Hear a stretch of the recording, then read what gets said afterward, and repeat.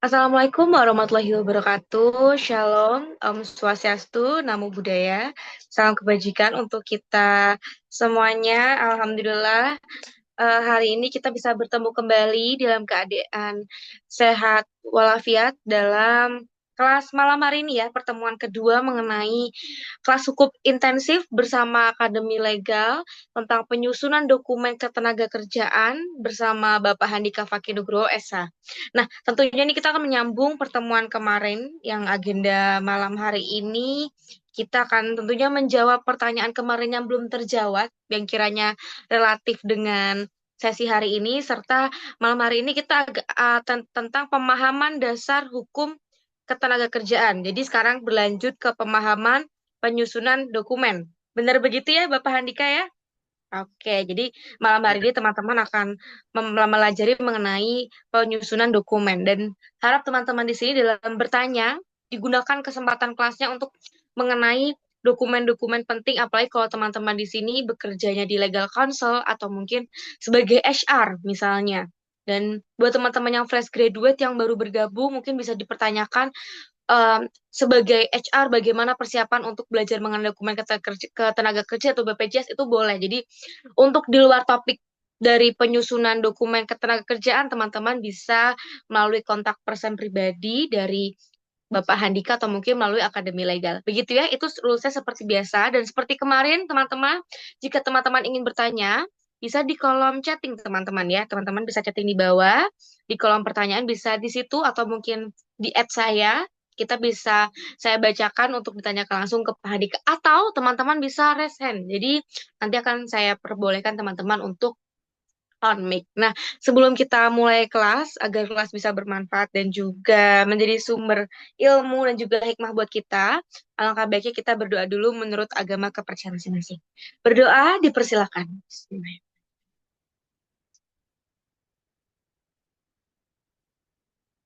Berdoa tidak pernah selesai.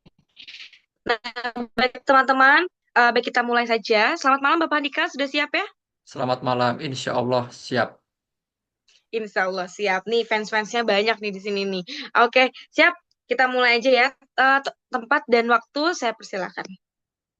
Oke, terima kasih Mbak Vivi atas kesempatannya dan juga saya mengucapkan apresiasi sebesar-besarnya kepada para peserta yang telah meluangkan waktunya di kepertemuan kedua kayak gitu. Karena belajar itu perlu effort ya gitu ya.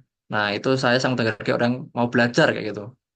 Dan di sini teman-teman membuktikan bahwa di sini rekan-rekan semuanya ada keinginan belajar yang kuat gitu. Karena moto saya sebenarnya satu hari itu harus dapat ilmu baru kayak gitu lah. Di sini saya sangat menghargai ini teman-teman masih bisa bertahan kayak gitu. Nah, mungkin saya izin share sedikit terlebih dahulu terkait materi saya. Oke. Nah, mungkin sudah nampak ya di layar rekan-rekan semuanya gitu.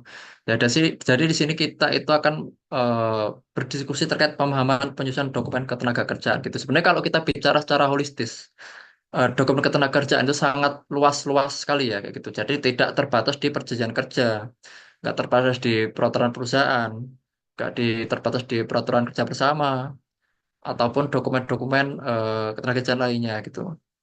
Namun basic dari hukum ketenagakerjaan atau fundamental dari dokumen ketenagakerjaan itu adalah perjanjian kerja gitu. Jadi saya meyakini bahwa kalau seandainya rekan-rekan Didi sudah tahu caranya membuat eh, perjanjian kerja yang benar, itu semuanya easier, lebih mudah kayak gitu. Karena hal yang paling kompleks dan paling fundamental dalam sebuah hukum ketenagakerjaan itu adalah perjanjian kerja itu. Karena yang lain paling cuman BPJS, itu pun paling cuman ya ngisi form, pemenuhan dokumen kayak akta, SK dan sebagainya jadi. Kemudian yang lain mungkin asuransi dengan swasta itu tinggal eh, nego perjanjian kerjasama selesai gitu. Cuman kalau eh, perjanjian kerja itu base-nya emang dari rekan-rekan sana, rekan-rekan mungkin bekerja di sebuah perusahaan gitu ya. Yaitu wajib hukumnya rekan-rekan itu bisa membuat perjanjian gitu, nggak asal kopas saja gitu. Karena output dari pelatihan ini harapannya rekan-rekan semuanya itu bukan menjadi ahli kopas, ahli meniru, ahli kata si A kata si B, tapi emang ahli kontrak di bidang ketenaga kerjaan. Outputnya itu. Kalau saya sih fokusnya di perjanjian kerja waktu tertentu ya, karena kalau PKWTT itu bisa dibuat secara lisan ataupun dengan penetapan gitu. Cuman kalau seandainya rekan-rekan di sini sudah bisa bikin perjanjian kerja waktu tertentu, yang lain itu pasti mudah gitu. Itu kalau konsep saya. Jadi output dari saya nanti rekan-rekan bisa bikin perjanjian kerja gitu saya. Itu kalau harapan dari saya sama founder ya yang saya ketahui di Akademi Legal itu seperti itu gitu. Oke. Sebelum kita memasuki apa terkait perjanjian kerja ya, kita mungkin akan bahas sedikit terkait kita undang-undang perdata gitu karena basis dari eh, dokumen ketenagakerjaan dalam hal ini perjanjian kerja itu induk atau ibu kandung dari undang-undang di bidang ketenagakerjaan itu PRU di bidang ketenagakerjaan itu adalah Kitab Undang-Undang Perdata gitu. Kitab Perdata kemudian lahirnya anak-anaknya seperti mungkin Undang-Undang Waralaba dan Undang-Undang Modal Ventura. Kemudian ada salah satunya itu Undang-Undang di bidang ketenagakerjaan ya gitu. Nah, di sini juga relate juga antara eh, perjanjian kerja maupun perjanjian pada umumnya gitu. Mungkin di sini kita bahas terkait buku satu, buku 2, buku 3, buku 4 gitu. Buku satu tuh menyangkut terkait orang gitu. Apa sih, kenapa sih dulu kodifikator dari Kitab Undang-Undang Perdata itu membuat eh, buku satu itu yang pertama itu adalah orang? Karena pada zaman Romawi kuno, pada waktu itu tuh orang itu dianggap sebuah benda atau objek yang dapat diperjualbelikan oleh majikannya. Inkasu dalam hal ini itu adalah pengusaha kayak gitu. Nah, waktu itu ada dua jenis ya, jenis orang yaitu yang pertama itu orang yang bebas itu adalah si pengusahanya. Kemudian yang kedua itu orang yang terkekang itu eh, dari budaknya kayak gitu. Jadi ada dua waktu itu tuh. Nah, di saat itu biasanya orang-orang yang menjadi budak itu bisa saja tahanan perang dan juga orang-orang yang terdiskriminasi, entah itu dari warna kulit, bukan dari golongan bangsawan dan sebagainya itu bisa menjadi budak. Yang mana waktu itu banyak yang tidak digaji, bahkan hampir setengah dari eh, penduduk di Romawi waktu itu adalah budak gitu. Dan anak dari budak itu dapat diperjualbelikan juga kayak gitu. Dan itu waktu itu sangat lumayan ya sangat miris lah ya kalau kita melihat gitu karena orang kok bisa dijadikan objek jual beli ya gitu karena golongan tertentu karena tawanan perang dan lain sebagainya gitu. Kemudian di abad 18 atau abad 19 itu para masyarakat, para kodifikator peraturan perundang-undangan itu sudah mulai melek lah bahwa setiap orang itu memiliki hak yang sama gitu, bukan terjadi beberapa golongan atau klik gitu ya. Kan ada golongan bangsawan, golongan ini, golongan itu, yang mana haknya berbeda gitu. Nah, pada abad 18-19 Eropa itu sudah berpikir bahwa orang itu tidak bisa diperjualbelikan gitu. Salah satunya itu adalah France ya, dari Prancis gitu juga part of Europe itu. Itu juga sudah ada beberapa kultur yang hebat pada masa itu. Nah, waktu itu mengatakan bahwa kit- mereka itu memiliki tujuan atau mimpi bahwa harus dihapuskan nih eh, perbudakan di zaman itu ya abad 18 sampai tahun 19 waktu itu. Kemudian pada tahun 1814 itu secara eksplisit perbudakan itu benar-benar dihapuskan gitu. Kalau di Hindia Belanda waktu itu pada masa kolonial di Indonesia itu pada 1848 itu sudah benar-benar dihilangkan gitu. Jikalau rekan-rekan mungkin baca mungkin sejarah itu preferensi ya. Cuman by, by my own research itu pada zaman kedudukan Belanda, entah itu Romus dan sebagainya itu, Jarot dan sebagainya itu kalau kita baca literatur di luar literatur bacaan yang mungkin kita dapatkan dari SMA, dari SMP, mungkin kita waktu itu masih terdoktrin lah, gitu oleh beberapa literatur yang mungkin secara subjektif itu oleh orang-orang tertentu, golongan yang memihak kepada mungkin kalau konteks Indonesia ya orang yang membela Indonesia gitu karena kita merasa dijajah gitu. Cuman kalau kita melihat secara holistis di beberapa referensi dari yang mungkin kontra atau mungkin yang dari referensi dari barat atau luar negeri itu mereka digaji kok gitu. Dan saya benar-benar baca aturannya waktu itu. Buku-buku yang saya baca kayak gitu gitu. Dan data-data yang saya baca itu valid kayak gitu. Nah, mereka sebenarnya digaji juga gitu kok si masyarakat itu karena eh, yang kita ketahui power tends to corrupt, absolute power corrupt absolutely gitu. Orang yang punya kedudukan itu memiliki perilaku yang korup gitu. Nah, itu diduga pada zaman itu ya yang terjadi bukan karena peraturannya yang jelek ya, tapi dari pelaku penegakan daripada peraturan tersebut gitu. Nah, jadi waktu itu kenapa kodifikator itu membuat buku satu adalah orang? Karena waktu itu ada perbudakan, maka setelah mereka sadar setiap orang itu memiliki hak yang sama, maka terbitlah buku satu terkait orang gitu. Buku kedua terkait benda gitu. Kodifikator menyadari bahwa setiap orang itu membutuhkan orang lain untuk hidup, untuk bertahan hidup gitu. Makanya untuk mengatur sebuah transaksi ya, transaksi kan pasti transaksi kan terkait sebuah benda atau objek gitu. Makanya setelah orang udah terbentuk nih gitu. Orang itu biasanya ngapain ya? Melakukan sebuah transaksi dengan sebuah objek gitu. Makanya waktu itu kodifikator membuat yang namanya terkait hukum benda. Itu diatur di buku kedua itu. Kembali ke buku satu tadi. Buku satu itu bahkan orang yang lahir pun itu sudah diakui sebagai sudah berikan hak gitu loh. Bahwa harus dilindungi, memiliki hak untuk ini itu gitu. Jadi orang yang baru di kandungan pun itu sudah dilindungi oleh hukum loh, bahkan sekeren itu ya orang kodifikator itu. Nah, buku kedua tadi lanjut itu sebuah objek. Nah, karena masyarakat atau manusia itu homo economicus yang mana mereka ada perhitungannya. Kalau mereka melakukan transaksi atau barang itu maka harus diatur terkait bagaimana transaksinya gitu. Kemudian bagaimana sih orang dan benda ini saat melakukan transaksi itu agar aman itu bagaimana ya gitu. Kodifikator mengatakan harus adanya perikatan gitu.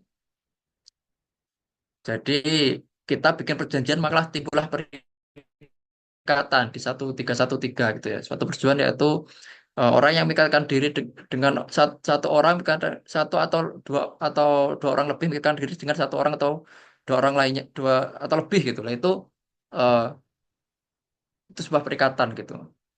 Nah, di mana untuk bisa aman, buku satu, buku dua ini, ada orangnya udah, bendanya udah, bagaimana buku satu, buku dua ini agar aman? Maka terjadilah perikatan gitu, yang mana di 1338 KUH per itu mengatakan bahwa eh, perjanjian itu adalah undang-undang bagi para pembentuknya gitu. Jadi mengikat gitu. Seandainya ada orang yang mungkin zolim atau enggak tidak menepati janjinya, nah itu bisa dilakukan di buku keempat yaitu pembuktian dan daluarsa gitu. Seandainya emang eh, saat orang itu melakukan transaksi kemudian udah janji di buku tiga udah timbul perikatan, maka seandainya terjadi eh, kelalaian ataupun terjadi hal yang tidak diinginkan atau merugikan salah satu pihak, itu bisa dibuktikan dan juga bisa meminta hak-haknya yang telah dirugikan gitu. Jadi itu sebuah filosofis ya dari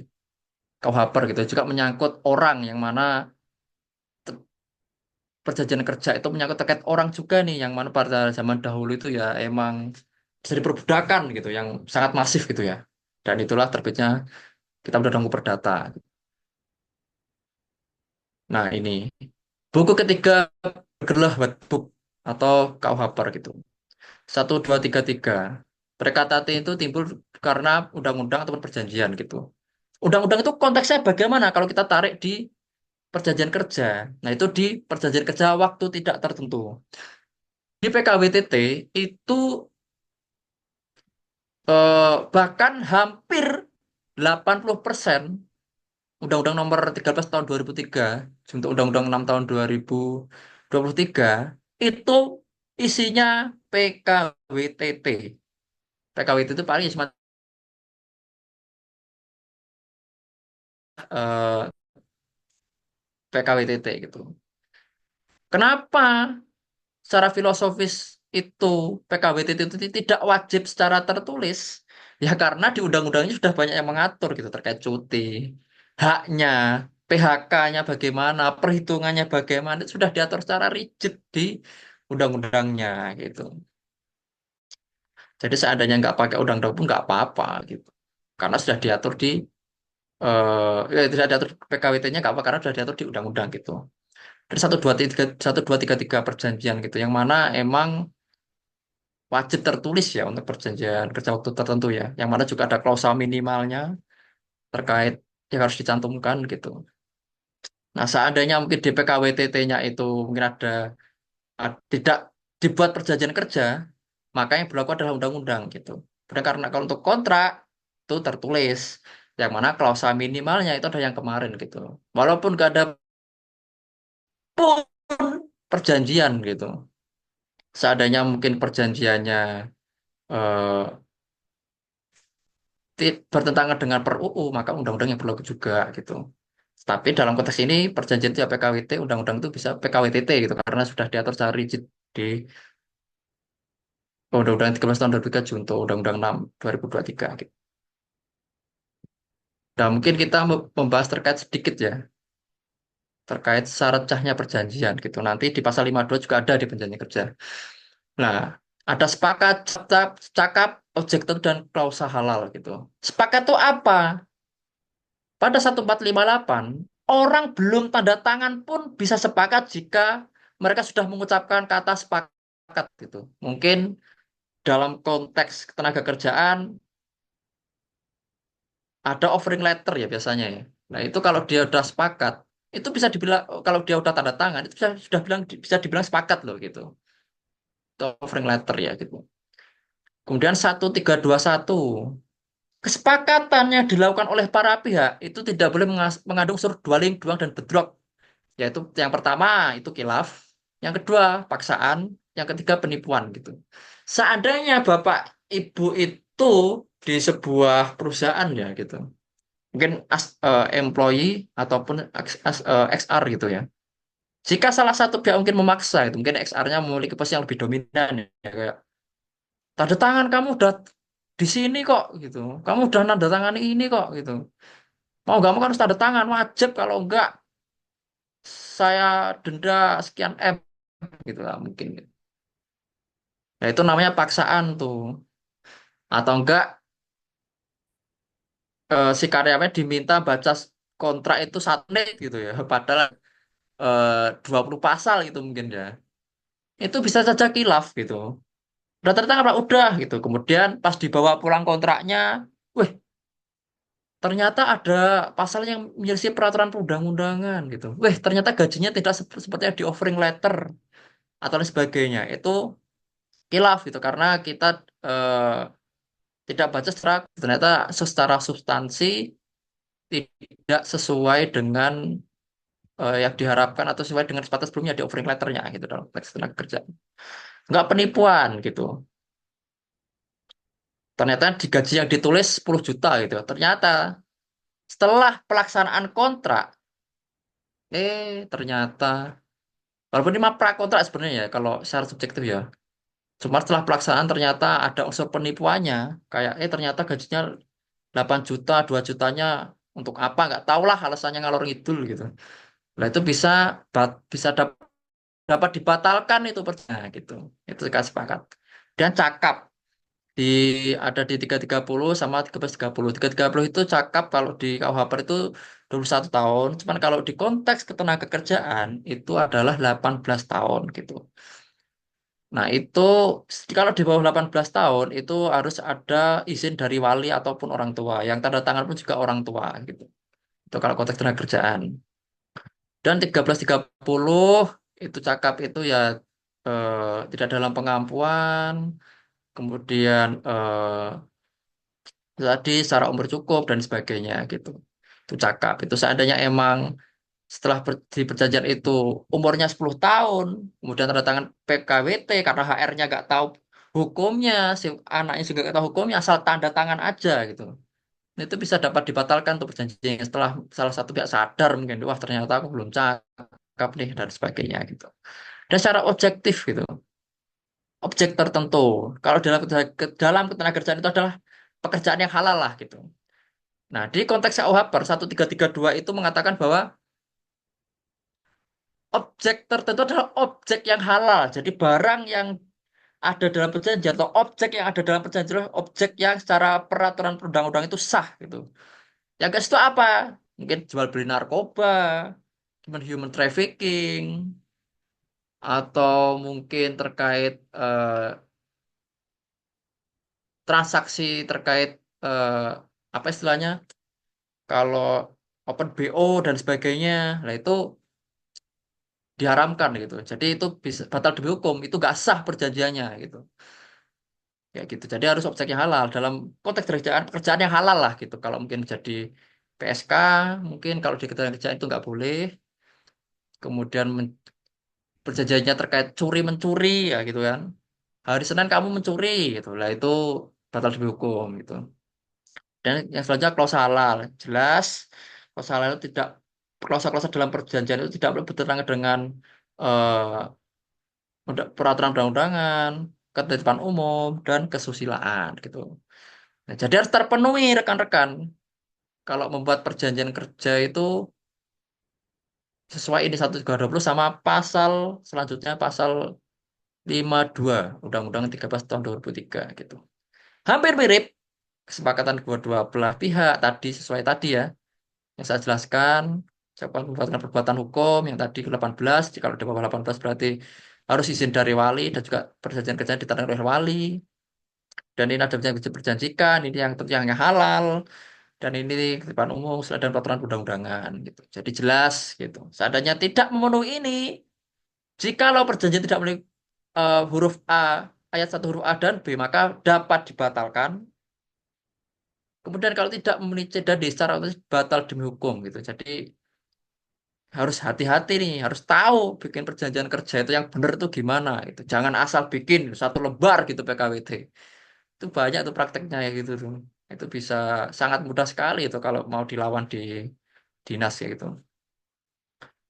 Kemudian selanjutnya terkait asas ya. Ya kemarin juga pernah disinggung juga asas kebebasan berkontrak ya gitu.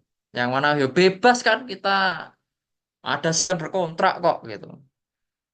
Seenaknya kita aja perjanjian asalkan para pihak sepakat gitu. Kemarin ada yang mengatakan pasal 62 loh kalau nggak salah ya terkait penghapusan ganti rugi. Jikalau salah satu pihak memutus salah pihak kalau nggak salah kemarin tuh.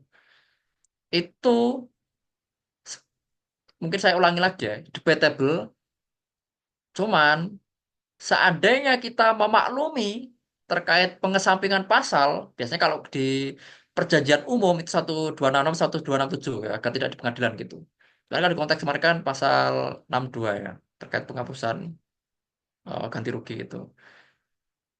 Itu kalau bisa kayak gitu, itu sangat berbahaya kalau menurut saya ya mungkin ya. Mungkin para pihak sepakat kok kalau perjalanan tidak halal itu nggak apa-apa loh, kita sepakat kok. Ya nanti ya bahaya juga kalau seandainya ada mungkin doktrin, nah, biasanya doktrin kan pendapat para ahli kan itu kan, atau enggak praktek, atau enggak secara preseden putusan-putusan hakim sebelumnya mengatakan bahwa ya nggak apa-apa, ya pernah sepakat kok. Ya, seandainya saya menghapus eh, pasal 52 huruf C gitu, yang mana pekerjaannya tidak halal gitu, gimana coba? Ya kan?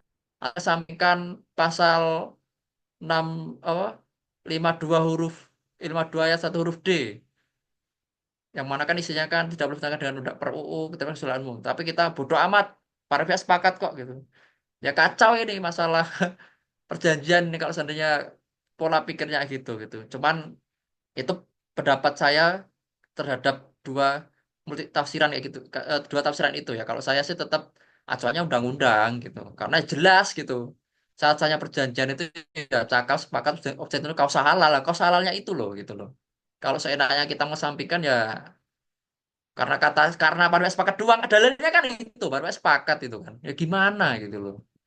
Nah, itu kalau saya ya jadi walaupun bebas cuma dibatasi kalau PKWT bebas nih cuman nggak boleh menyelisih di pasal 52 sama kausa minimal yang ada di Undang-Undang Kerja itu terimplementasi itu di perjanjian kerja rekan-rekan gitu.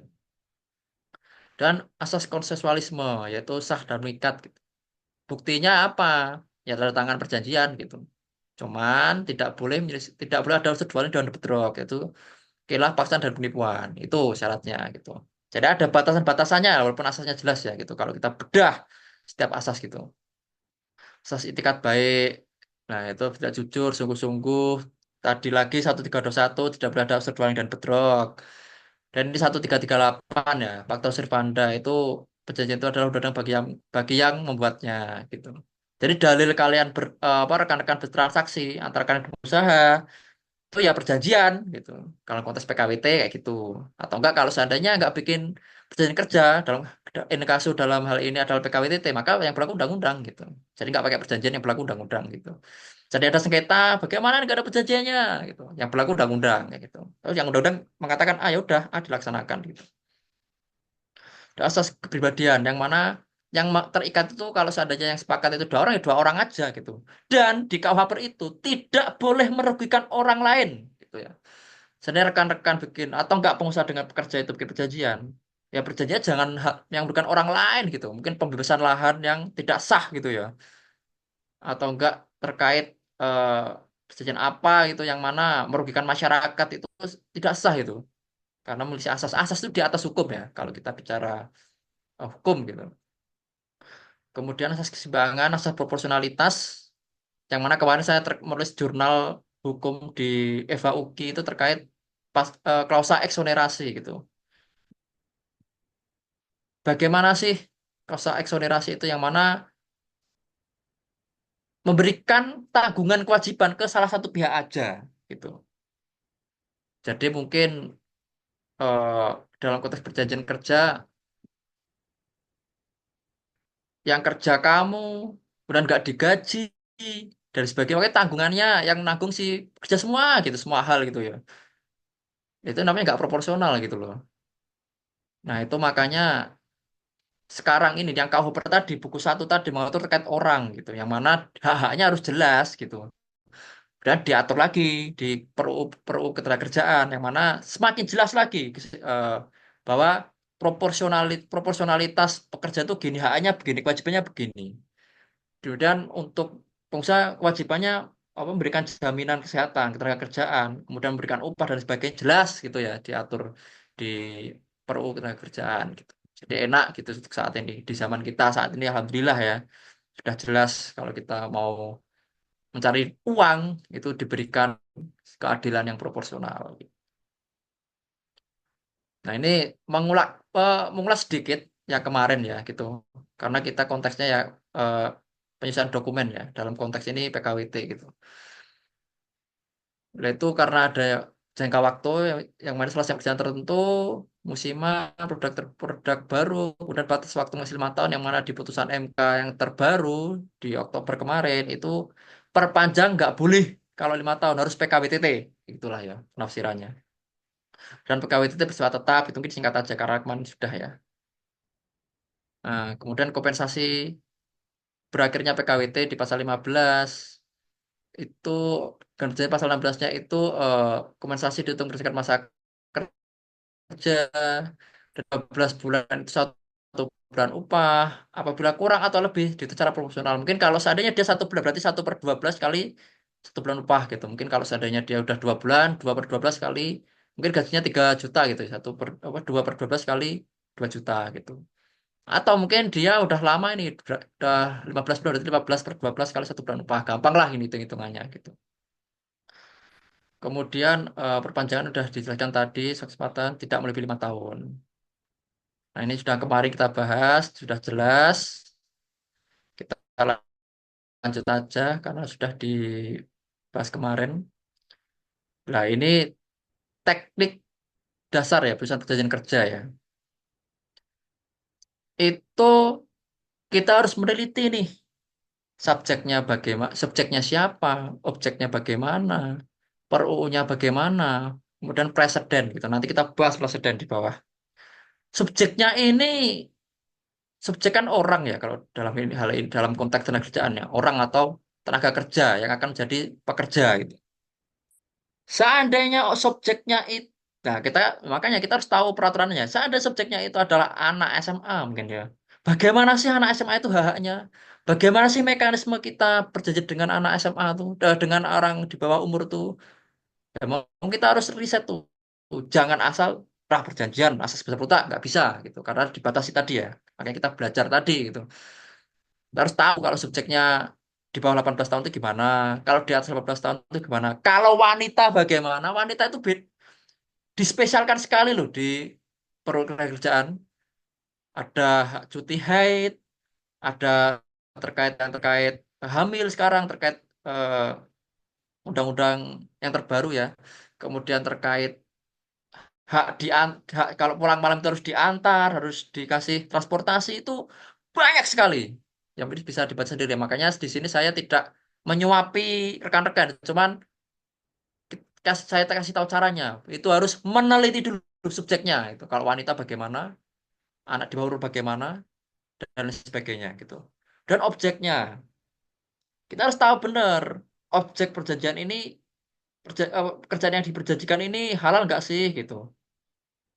Kalau kita mungkin secara XR ya, disuruh ngerekrut gitu ya, weh kamu cari apa karyawan untuk nagih-nagih utang secara paksa, kalau nggak dibayar si pekerja ini bisa nojok. Wah, nah itu nggak boleh kan. Nah makanya harus riset ya, objeknya harus jelas gitu. Kalau kita tahu ilmunya enak kok gitu. Wah nggak bisa Pak, ini berdasarkan ini pasal 152 ayat 1 huruf C nggak bisa itu. Makanya harus riset. Dan karena presiden, yang mana yang jelas kita kan di asas besar berkontrak tadi kan,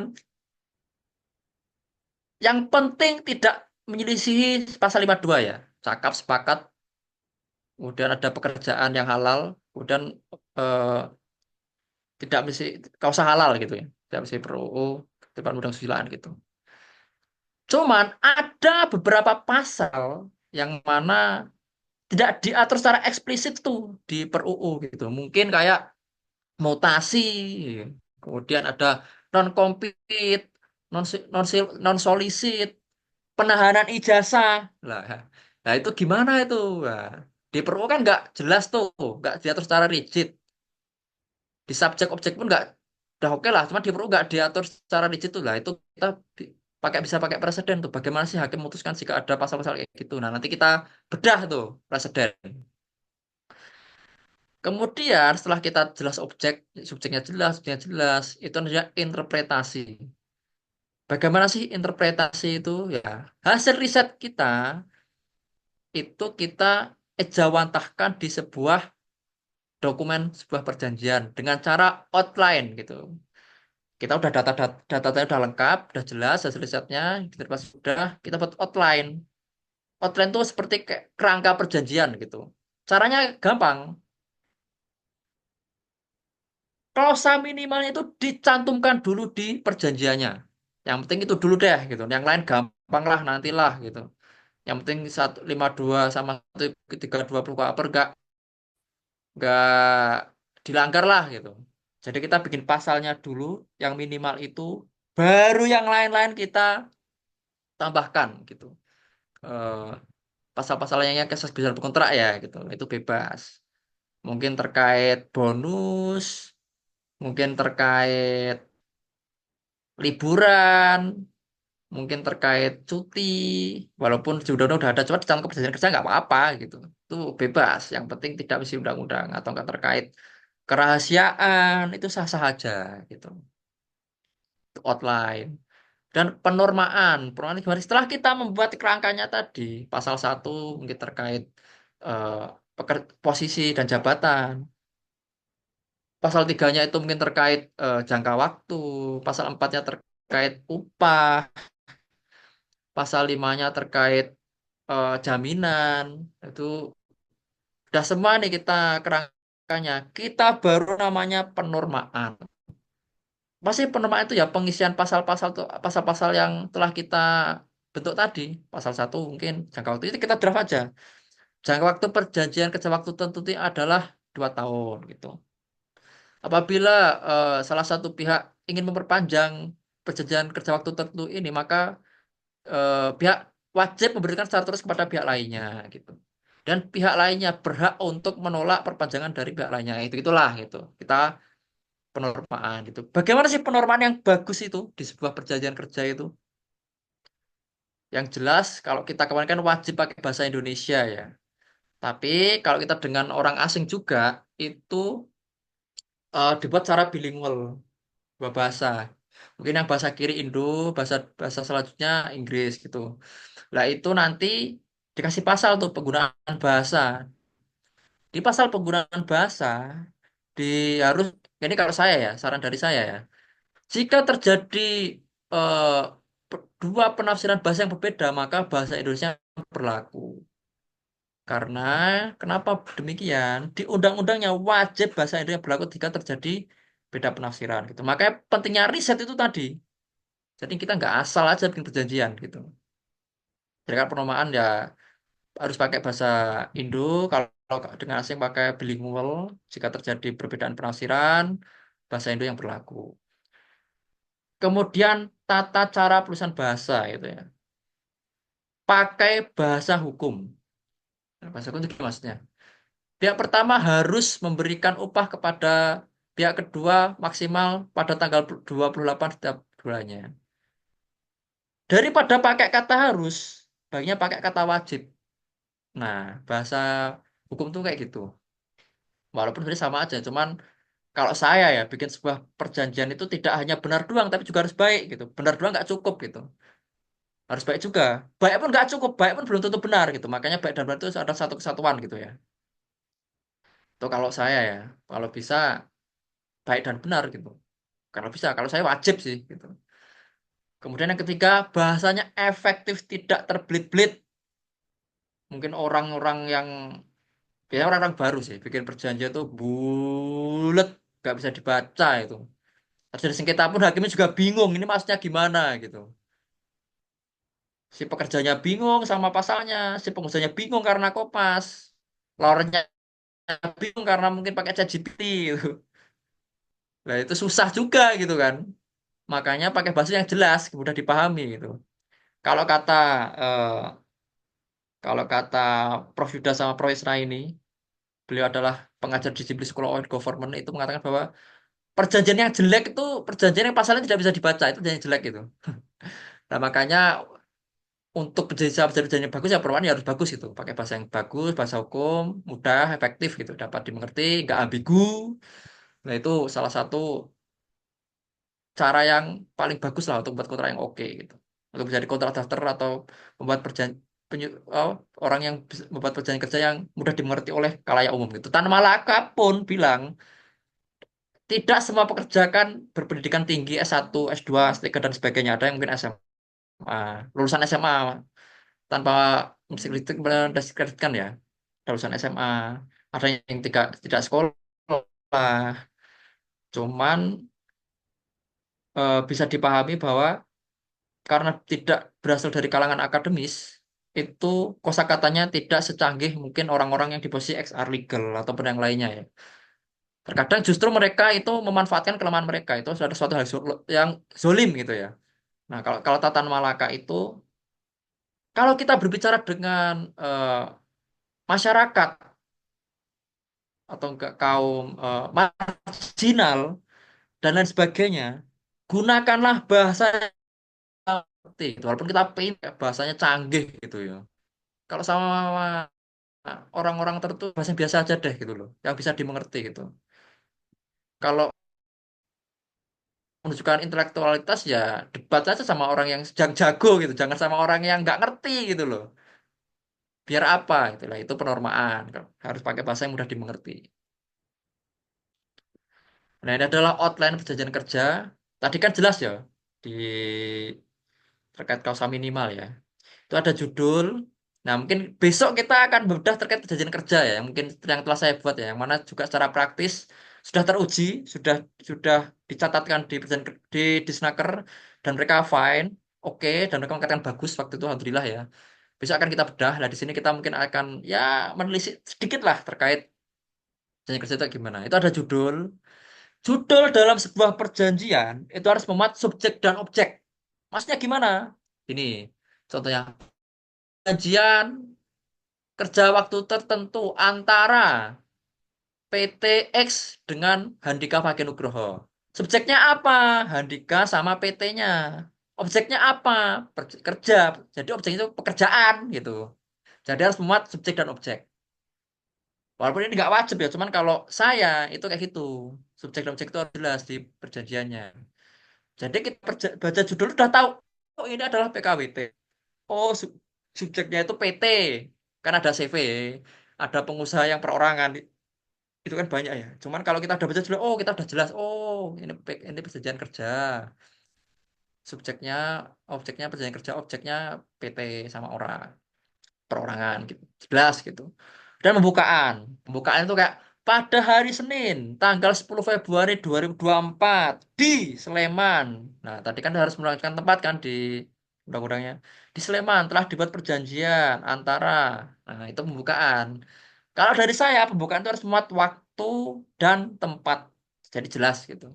Walaupun nggak ada kewajiban ya, cuman sekali lagi kalau saya bikin kerjaan itu baik dan benar, nggak bisa benar saja, nggak bisa baik saja. Kalau bisa bagus, kenapa tidak gitu ya? Itu kualitas lah, terkait kualitas dan value kita lah dalam berprofesi atau memiliki pekerjaan gitu.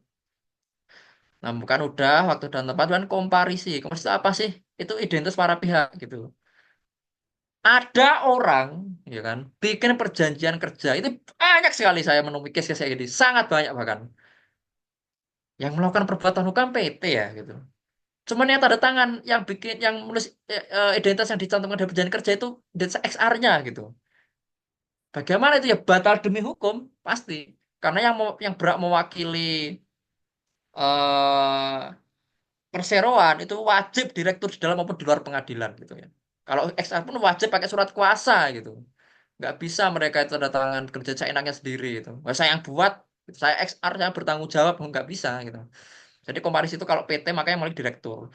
Dan bagusnya ya itu sih identitas dari PT-nya mungkin kalau beberapa case itu ya mungkin nama Handika, jabatan direktur, NIK sekian, alamat sekian gitu. Ya itu sih identitas dari direkturnya gitu. Padahal yang membuat perjanjian atau perikatan itu adalah PT. Harusnya identitasnya untuk PT gitu. Mungkin gini, yang baik dan benar.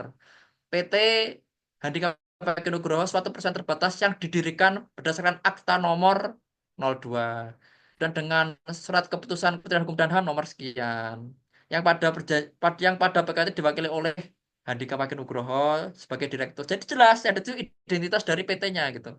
Jadi itu sama direkturnya, kita nggak tahu data aktanya, nggak tahu data SK-nya.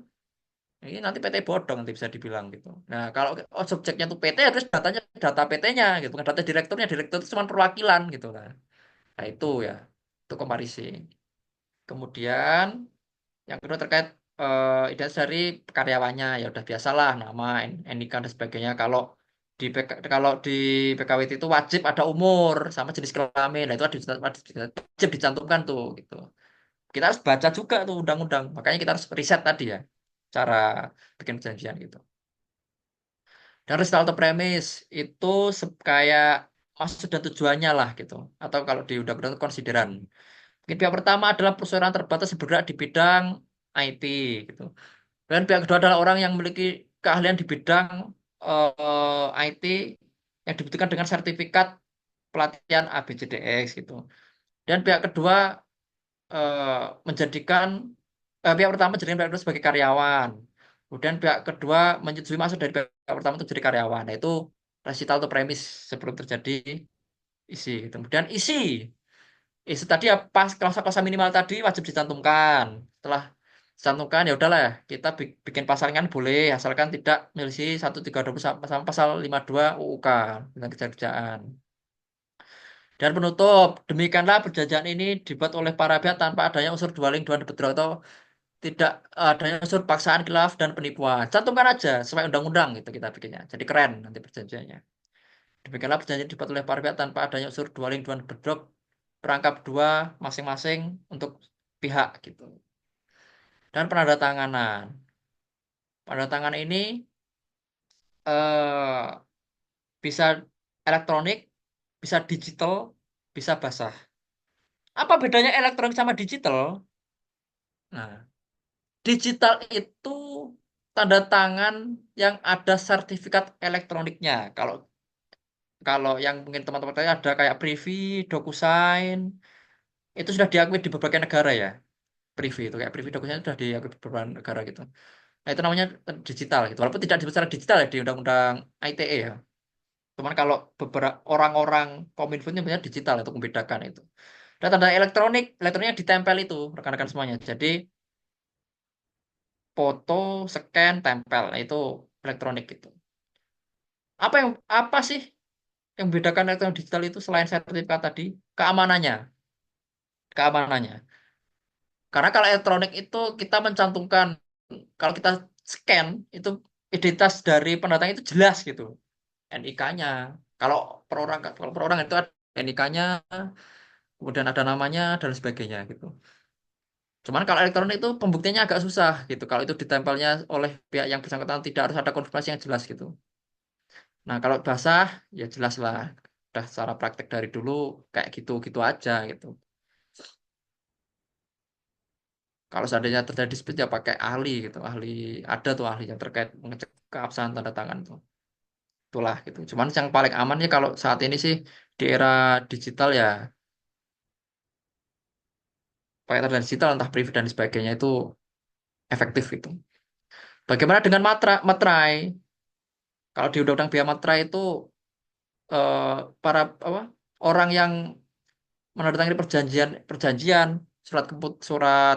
surat pernyataan kemudian kuasa dan sebagainya itu wajib pakai materai gitu. Apakah itu mempengaruhi keabsahan kontrak? Enggak gitu. Walaupun enggak pakai materai tetap sah gitu. Tapi kewajiban kita berwarga negara itu wajib bayar pajak. Gitu. Seandainya ingin berpergian ya pakai materai gitu. Pun tidak, seandainya terjadi dispute, nah itu nanti pemateran kemudian gitu. Jadi bisa-bisa aja itu. Cuman amannya ya pakai materai lah gitu. Karena nanti jangan pasti ditanya kenapa nggak pakai materai itu. Karena dinas kan mau nggak harus comply gitu. Kalau nanti ada pencatatan PKWT gitu. Itu kalau kita bikin audit perjanjian harus kalau bisa yang bagus lah gitu. Nggak cuma benar doang gitu. Benar mah gampang lah gitu. Cuman yang membedakan kita ini spesial ya bagusnya itu gitu.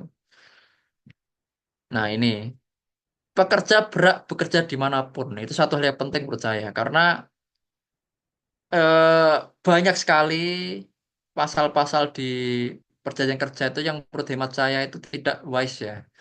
Kayak penahanan ijazah, tidak boleh bekerja di perusahaan yang sama, yang sejenis, tidak boleh berikan perusahaan yang sama atau sejenis itu melanggar pasal 31 jelas banget loh.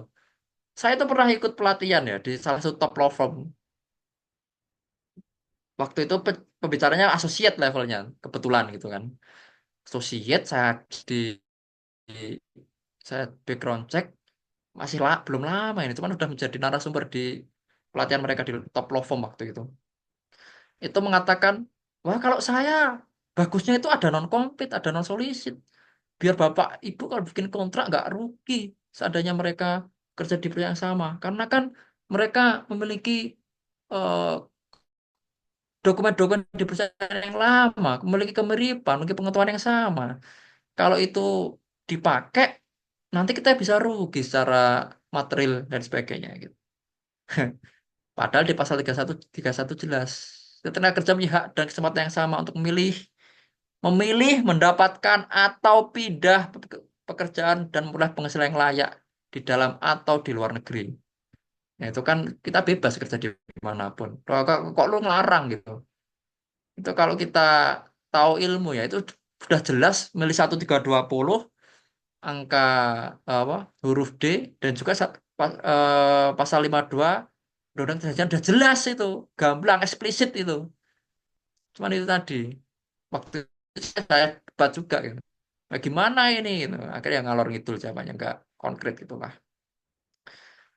Kemudian pasal 38 Undang-Undang HAM gitu. Setiap orang berhak dan bebas memilih pekerjaan yang disukainya dan berhak pula atas syarat-syarat ketenagakerjaan yang adil gitu. Jelas kan? Ya kita berhak kerja dimanapun gitu. Ada dua undang-undang ini. Kalau ada pasal itu tadi ya gawat juga kita dibatasi kerjanya. Lalu kita diterimanya di perusahaan yang sejenis kok karena kita kompetensinya di situ gitu. Mungkin saya IT gitu ya. Terkait PM gitu ya, yang mana saya jago di AI gitu ya.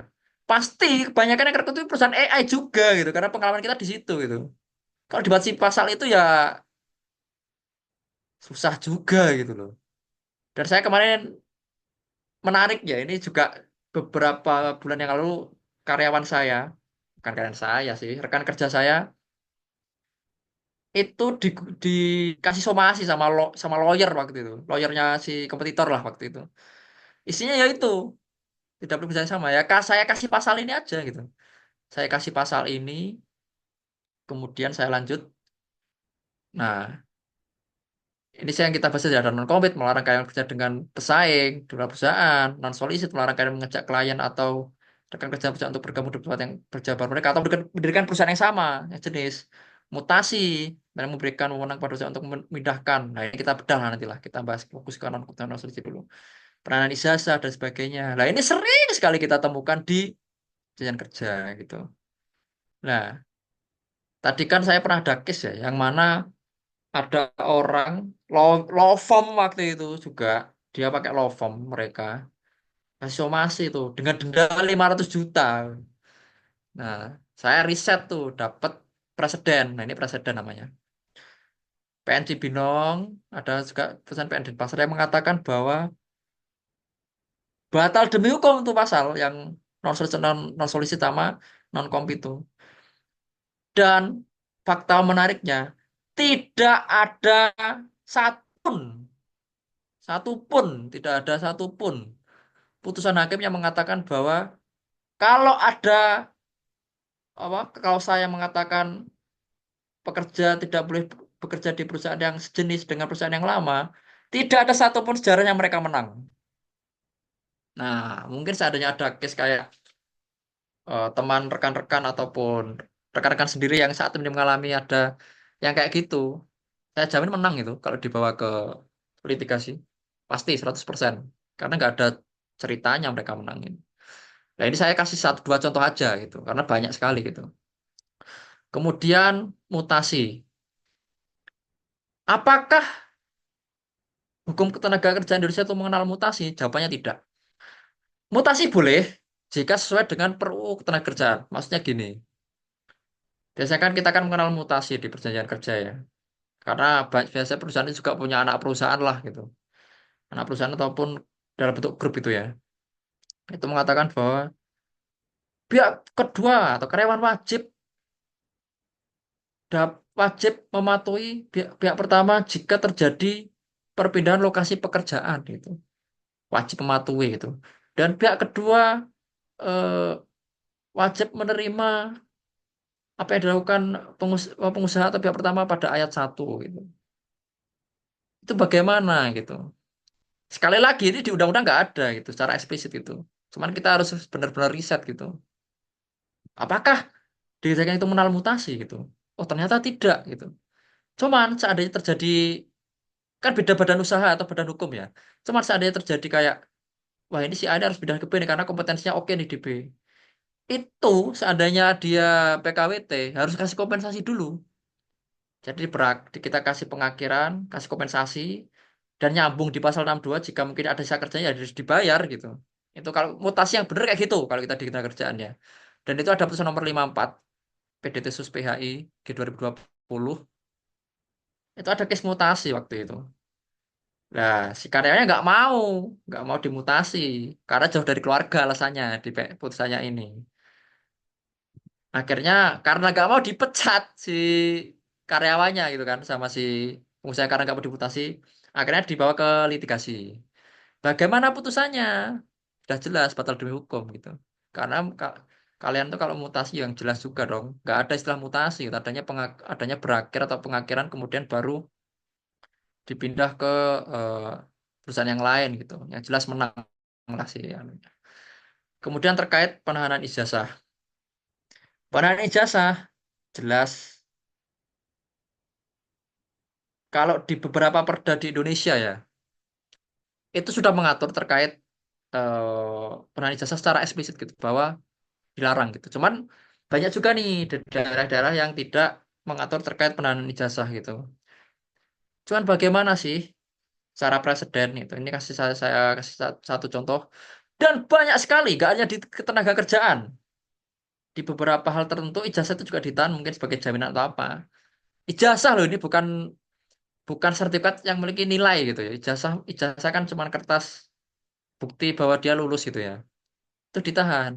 Apa putusnya itu PMH, perbuatan melawan hukum. Itu kalau di hukum bisnis biasa. Kalau di ketenagakerjaan itu tadi pasal 31 sama Undang-Undang HAM yang mana di putusan ini menguatkan bahwa dikembalikan ijazahnya, nggak boleh kamu menahan ijazah itu, kamu melanggar hak untuk berpendidikan. Kan orang kan bisa S2 S1, kalau SMA mau S1 kan harus ada ijazah ya.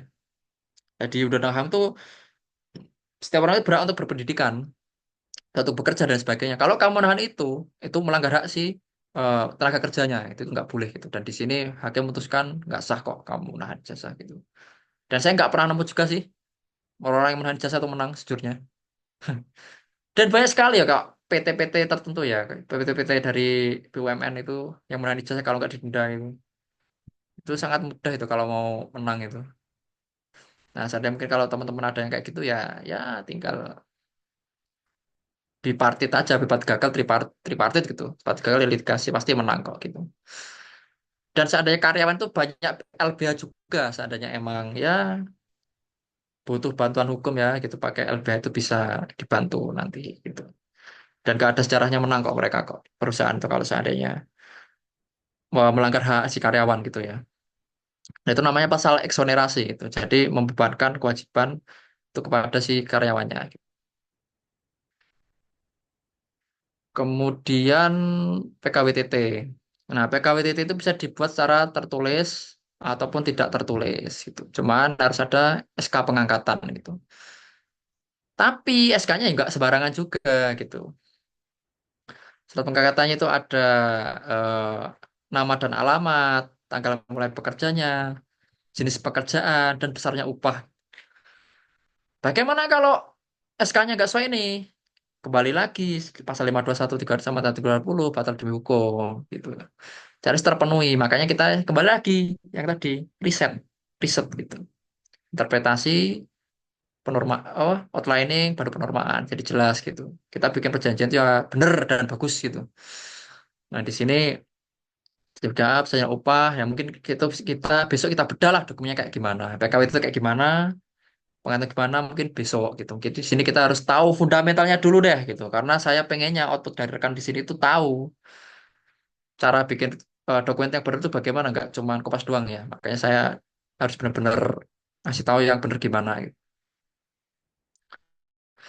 Nah, ini PP dan PKB. Itu ada menaker ya. Itu ada dasar pembuatannya. Itu ada kalau sudah 10 pekerja wajib bikin. Kalau PKB itu kalau yang membedakan itu adalah ini yang bikin perusahaan, ini yang bikin PKB gitu. PP pun yang walaupun yang bikin perusahaan itu si karyawan itu berhak untuk memberikan masukan untuk memiliki hak untuk memberikan masukan gitu. PKB juga demikian. Perusahaan juga berhak untuk memberikan masukan gitu. Nah, minimal sudah jelas kemarin kita sudah bahas. Pun juga demikian. Penyusunan itu adalah pengusaha ini kan. Kan berarti kan saran lah tadi kita bahas ya saran pekerja atau serikat pekerja. Kalau ini pengusaha dengan pengusaha, ini saran-saran. Pengusahaan disahkan oleh pejabat SKPD, satuan kerja di dinas ya. Kemudian kalau provinsi ini apa sih yang dimaksud provinsi? Provinsi ini jika kita memiliki perusahaan cabang, mari kita Jawa Tengah, seandainya kita Jawa Tengah gitu. Kan Jawa Tengah kan luas ya, ada Solo, Magelang, sebagainya. Nah, kan seandainya kita memiliki cabang ada di Solo, ada di Magelang, maka nanti cakupnya provinsi gitu. Karena nggak cuma di satu kota.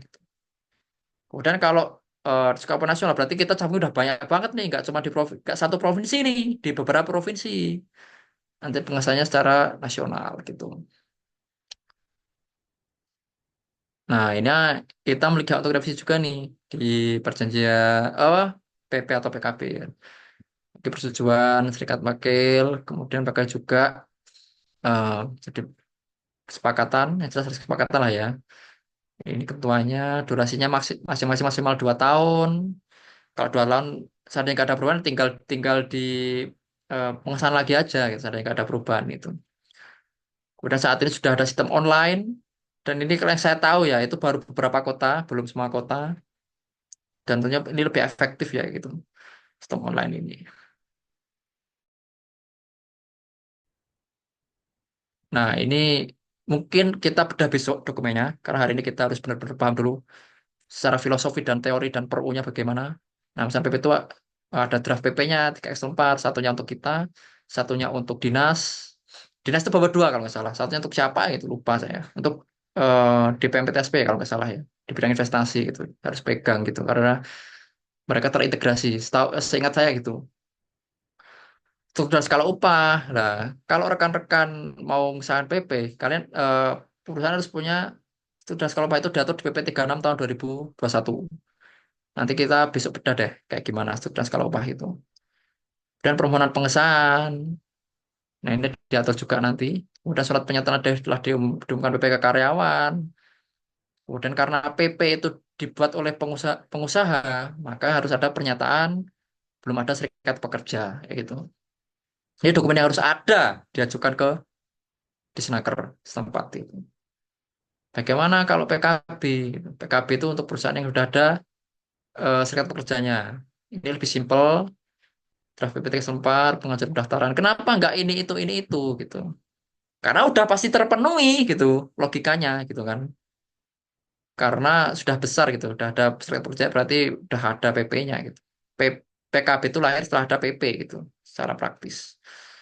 Kemudian pencatatan PKWT, surat permohonan pencatatan PKWT. Nah ini tidak ada dokumen rigid yang diatur di peraturan pelaksana ya. Kayak mungkin dokumennya harus untuk pencatatan PKWT itu dokumennya harus kayak gini loh, harus ada pernyataan, harus ada permohonan, harus ada surat pengajuan dan sebagainya gitu. Itu enggak ada. Makanya setiap daerah itu berbeda-beda gitu. Cuman kalau Pekamasian di Sleman itu cukup pakai surat permohonan itu. Jadi pakai surat permohonan, kemudian PKWT yang telah ditandatangani ya di bawah. Nanti kita dapat tanda terima pencatatan perjanjian kerja. Nanti kita outputnya itu. Bagaimana kalau kita eh, PKWT tidak dicatatkan, saat terjadi dispute, itu sangat merugikan di pihak perusahaannya. Kenapa kok tidak kamu daftarkan gitu loh? At the end menjadi PKWTT kan? Nah, PKWTT itu jika terjadi pemutusan haknya besar sekali. Pesangon bagi orang yang kerjanya mungkin di bawah 1 tahun dia depan dapat pesangon. Kalau dia udah 3 tahun dapat penghargaan masa kerja sama uang penggantian hak, nah itu susah itu urusannya. Nah itu daripada rugi di awal, rugi di akhir, ya kita mending comply di awal gitu. Nah, mungkin itu sedikit dari saya. Mungkin besok kita mulai bedah tuh perjanjian PK itu bagian judul yang saya maksud ada objek subjek itu bagaimana, PT yang saya maksud gimana, identitas karyawan itu bagaimana, kemudian dokumen-dokumen tadi bagaimana mungkin kita bedah besok ya. Untuk hari ini kita mungkin secara teori sama pasalnya biar teman-teman benar paham nih. Karena kalau langsung dokumen takutnya ya secara output nanti rekan-rekan takutnya kopas doang dan nggak tahu maksudnya ini maksudnya gimana sih gitu karena nggak ada teorinya gitu makanya hari ini kita teori dulu pelan-pelan besok baru tahu secara praktisnya mungkin itu kalau dari saya terima kasih. Baik, terima kasih atas pemaparan yang luar biasa, Bapak Handika, pada pertemuan kedua ya, malam hari ini tentunya. Ya, Kita sekarang sudah mendapatkan informasi dan juga mengenai penyusunan dokumen ketenagakerjaan yang mulai lebih masuk lagi. Bahkan tadi Bapak sempat mengucapkan bahwasannya kita harus tahu dasarnya dulu nih, jangan sampai nanti endingnya kita cuma kopas-kopas aja gitu ya. ya, Oke, sekarang kita berlanjut ke sesi pertanyaan. Karena ternyata pertanyaan sudah banyak ditambah lagi pertanyaan kemarin. Tapi mungkin di sini saya mencoba untuk menanyakan yang malam hari ini ya, karena relate nih dalam pertemuan ini. Oke, dari ya. Ahsani. Selamat malam, izin bertanya. Di daerah saya sering sekali banyak praktik perusahaan mengambil anak PKL dari sekolah untuk praktik kerja lapangan. Akan tetapi, tidak sesuai dengan jangka waktu yang ditetapkan oleh sekolah, yang biasa PKL itu waktunya hanya 3 sampai 5 bulan. Akan tetapi, perusahaan tersebut melebihi waktu tersebut. Yang menjadi masalah, terkadang beban kerjanya sama dengan karyawan biasa, tapi enggaknya berbeda. Oh, tapi mungkin maksud beliau adalah beban kerja sama, namun hak yang didapat Ya, berbeda. Bagaimana ya, ya. penyelesaian permasalahan tersebut? Terima kasih sebelumnya. Monggo Bapak dijawab. Dari siapa tadi? Mohon maaf, masih mute, Mbak Vipia. Dari Ahsan nih Bapak. Oke. Eh, untuk Mas Asani ya. Ya, perjanjian pemagangan antara perusahaan dengan mungkin instansi pendidikan ya, atau ke kampus ataupun SMA, kalau SMK ya biasanya PKL ya. Itu biasanya didasari oleh perjanjian kerjasama terlebih dahulu. Nah, bagaimana kesepakatan antara perusahaan dengan instansi tersebut? Apakah ada jangka waktunya? Ya mungkin mungkin ada pasal gini. eh Pemagangan siswa dari pihak pertama adalah 3 bulan terhitung sejak ditandanya perjanjian pemagangan antar siswa dengan perusahaan. Nah, biasanya gitu bunyinya kalau saya sepengalaman saya gitu. Jadi ada perjanjiannya apa per- payung perjanjian terlebih dahulu sebelum di perjanjian pemagangan. Nah, itu ada yang pertama itu ada atau enggak dulu gitu. Kalau tadi kan kalau saya sih menafsirkannya ada ya karena tadi kesepakatan gitu katanya ya. Oke deh, 3 bulan lah gitu. Cuman si si pihak perusahaan pengen di secara di extend 6 bulan sepihak gitu. Bagaimana itu? Itu yang pertama bahan prestasi 100% gitu. Karena menyelisihi perjanjian kerjasamanya antara si pengusaha dengan si sekolahnya. Bagaimana konsekuensinya kalau bahan prestasi itu bisa dimintakan ganti rugi. Ya, ganti rugi dari mungkin dari data secara material atau imaterial lah dari sekolah yang dirugikan apa. Oh, ternyata orang tuanya minta ganti rugi nih karena anaknya nilai jelek gara-gara PKL itu bisa. Nah, bagaimana cara caranya ya musyawarah gitu. Musyawarah gagal, mau nggak mau ya perdata secara umum, gugatan perdata itu yang pertama terkait perjanjiannya gitu. Kemudian yang kedua terkait eh, perjanjian pemagangnya. Tadi kan mungkin 3 bulan gitu ya dari si si si perusahaan dengan instansinya. Dan ada lagi selain kerjasama, ada namanya perjanjian pemagangan. Nah, di situ diatur nanti jangka waktunya berapa, haknya bagaimana, kemudian jumlah uang sakunya berapa itu juga ada, jangka waktunya ada, dan lain sebagainya. Itu bagaimana gitu. Seandainya yang dituang dalam dalam perjanjian pemagangnya itu mungkin ya dia cuman riset, dia cuman eh riset doang lah biasanya riset ya kalau magang itu. But at the end dia nggak cuma riset, dia load kerjanya melebihi, itu jelas bahan prestasi lagi gitu. Dan hubungannya nanti PHI. Jadi bisa dibilang si perusahaan itu bahan prestasi dengan si perusahaan dan juga melanggar hak si pemagang berdasarkan undang-undang ketenagakerjaan. Jadi ada dua kerugian nih yang bisa dimintakan haknya gitu. Kalau seandainya mungkin di perjanjian pemagangnya itu load kerjanya sama mungkin ya. Sama itu maksudnya eh, dia mungkin riset, kemudian dia mencari misalnya dari sales ya, menjual barang, jual dan lain sebagainya. Sudah jelas, ya nggak ada masalah walaupun load kerjanya sama ya, sama staff, sama PM atau sama senior atau PV itu nggak no issues gitu. Kalau kamu setuju. Nah, itu tergantung case-nya ya. Kalau seandainya emang di perjanjiannya itu, perjanjian pemagangannya itu emang tertuangnya itu ya lotnya seperti itu ya nggak masalah gitu. Kamu setuju kok itu. Cuman seandainya di kesepakatannya itu nggak menuliskan yang kompleks tadi, cuma riset doang, itu bisa meminta hak gitu. Nah itu sih kalau jawaban dari saya. Tergantung isi perjanjiannya deh gitu. Lot kerja no issues. Yang issues tuh sesuai dengan perjanjian kerjanya atau tidak. seperti pemakainya tidak. Itu kalau jawaban dari saya, Mbak Vibia. Terima kasih. Baik, terima kasih Bapak atas jawabannya yang sangat luar biasa. Tapi kali ini kita memberikan kesempatan selanjutnya ke Ibu Eristika Agus Eka Siwi. Mungkin beliau ingin on mic gitu ya. Kita persilahkan. Selamat malam Ibu Eristika. Oh, bertemu kembali. Kemarin sempat ketemu nih kalau nggak salah waktu itu kelas apa ya? Perda ya. Kita kelas Perda. Ini Ibu bisa unmute dulu yuk. Oke. Oke. Eh, Boleh. sudah. Dah, monggo Ibu Oke. ya. Oke, Bapak izin bertanya. Memang untuk peraturan perundang-undangan di undang-undang pekerjaan ini tentang perempuan banyak sekali yang spesial ya. Seperti tadi disampaikan oleh Bapak, mengenai haid pun sebenarnya diatur dalam undang-undang untuk Ya, cuti, antar jemput, hak yes. karyawati. Oke, akan tetapi di lapangan yang terjadi tidak rata. Bahkan untuk rata pun itu kurang dari rata ya.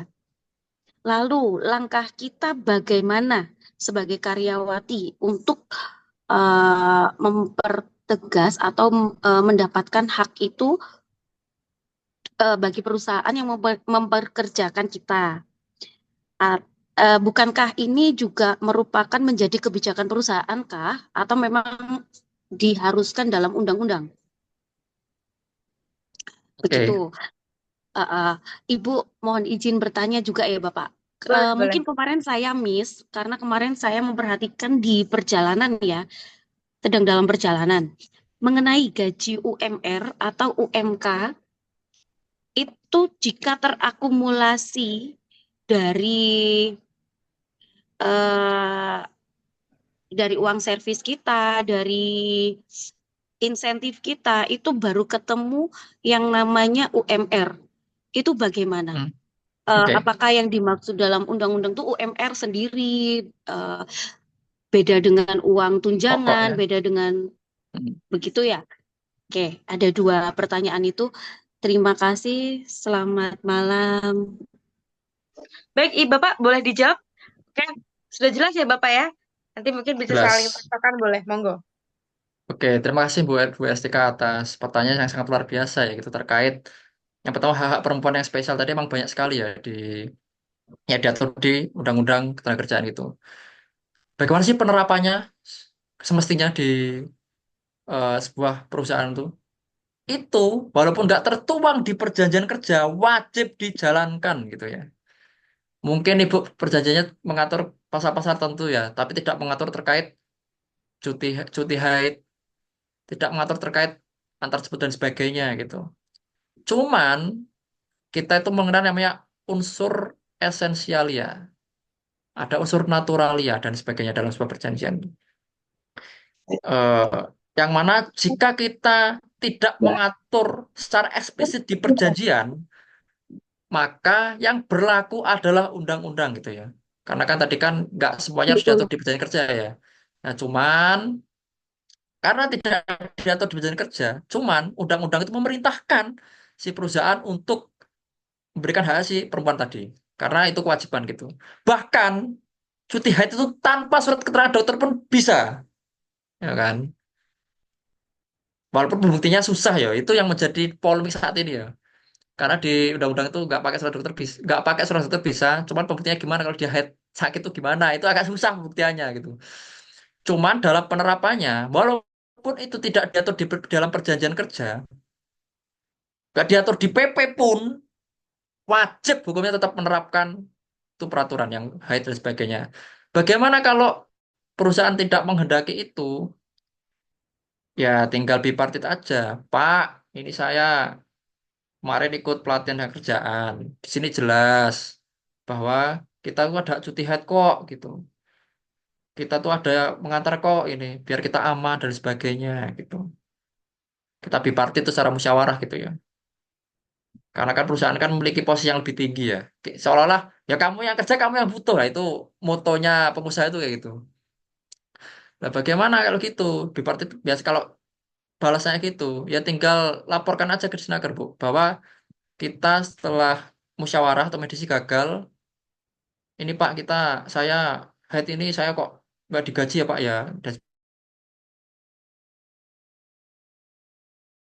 saya itu diminta 100% gitu. Ataukah pasti setelah itu dikasih teguran bahwa kamu harus menerapkan cuti haid untuk perempuan sama mengantarkan perempuan jika dia kerja pulang malam gitu. Pasti itu, di Snaker kayak gitu. Jadi kalau dari saya sih harus musyawarah dulu ya sebelum ke Snaker musyawarah, sampaikan dulu, Pak, hak saya itu ini loh sebagai perempuan gitu. Seandainya emang perusahaannya ngeyel ya tinggal tinggal di mediasi aja deh. Snaker dilaporkan nanti ada pemecahan masalah kok di situ. Mungkin itu yang kedua tadi ya terkait apa ya tadi ya? Atau udah dijawab semua ya pertanyaannya? Mungkin bisa ditanyakan ulang, Ibu, monggo. Pertanyaan Atau udah kedua dijawab semua? tadi. Lupa saya. Baik, baik. Terima kasih Bapak. Eh, UMK Gaji ya. itu ya terakumulasi dari insentif, dari Ya, ya, ya. servis, begitu ya. Jika itu harusnya gaji UMR itu gaji pokok kita harus UMR kah atau memang kalau terakumulasi berjumpa dengan gaji UMR atau UMK itu bagaimana? Oke, oke, Mengenai oke. pertanyaan saya yang pertama, terima kasih. Walaupun susah penerapannya ya, kadang juga kita diminta menormalisasikan perusahaan karena perusahaan memberikan banyak mungkin gajimu sudah sekian, seperti itu mungkin.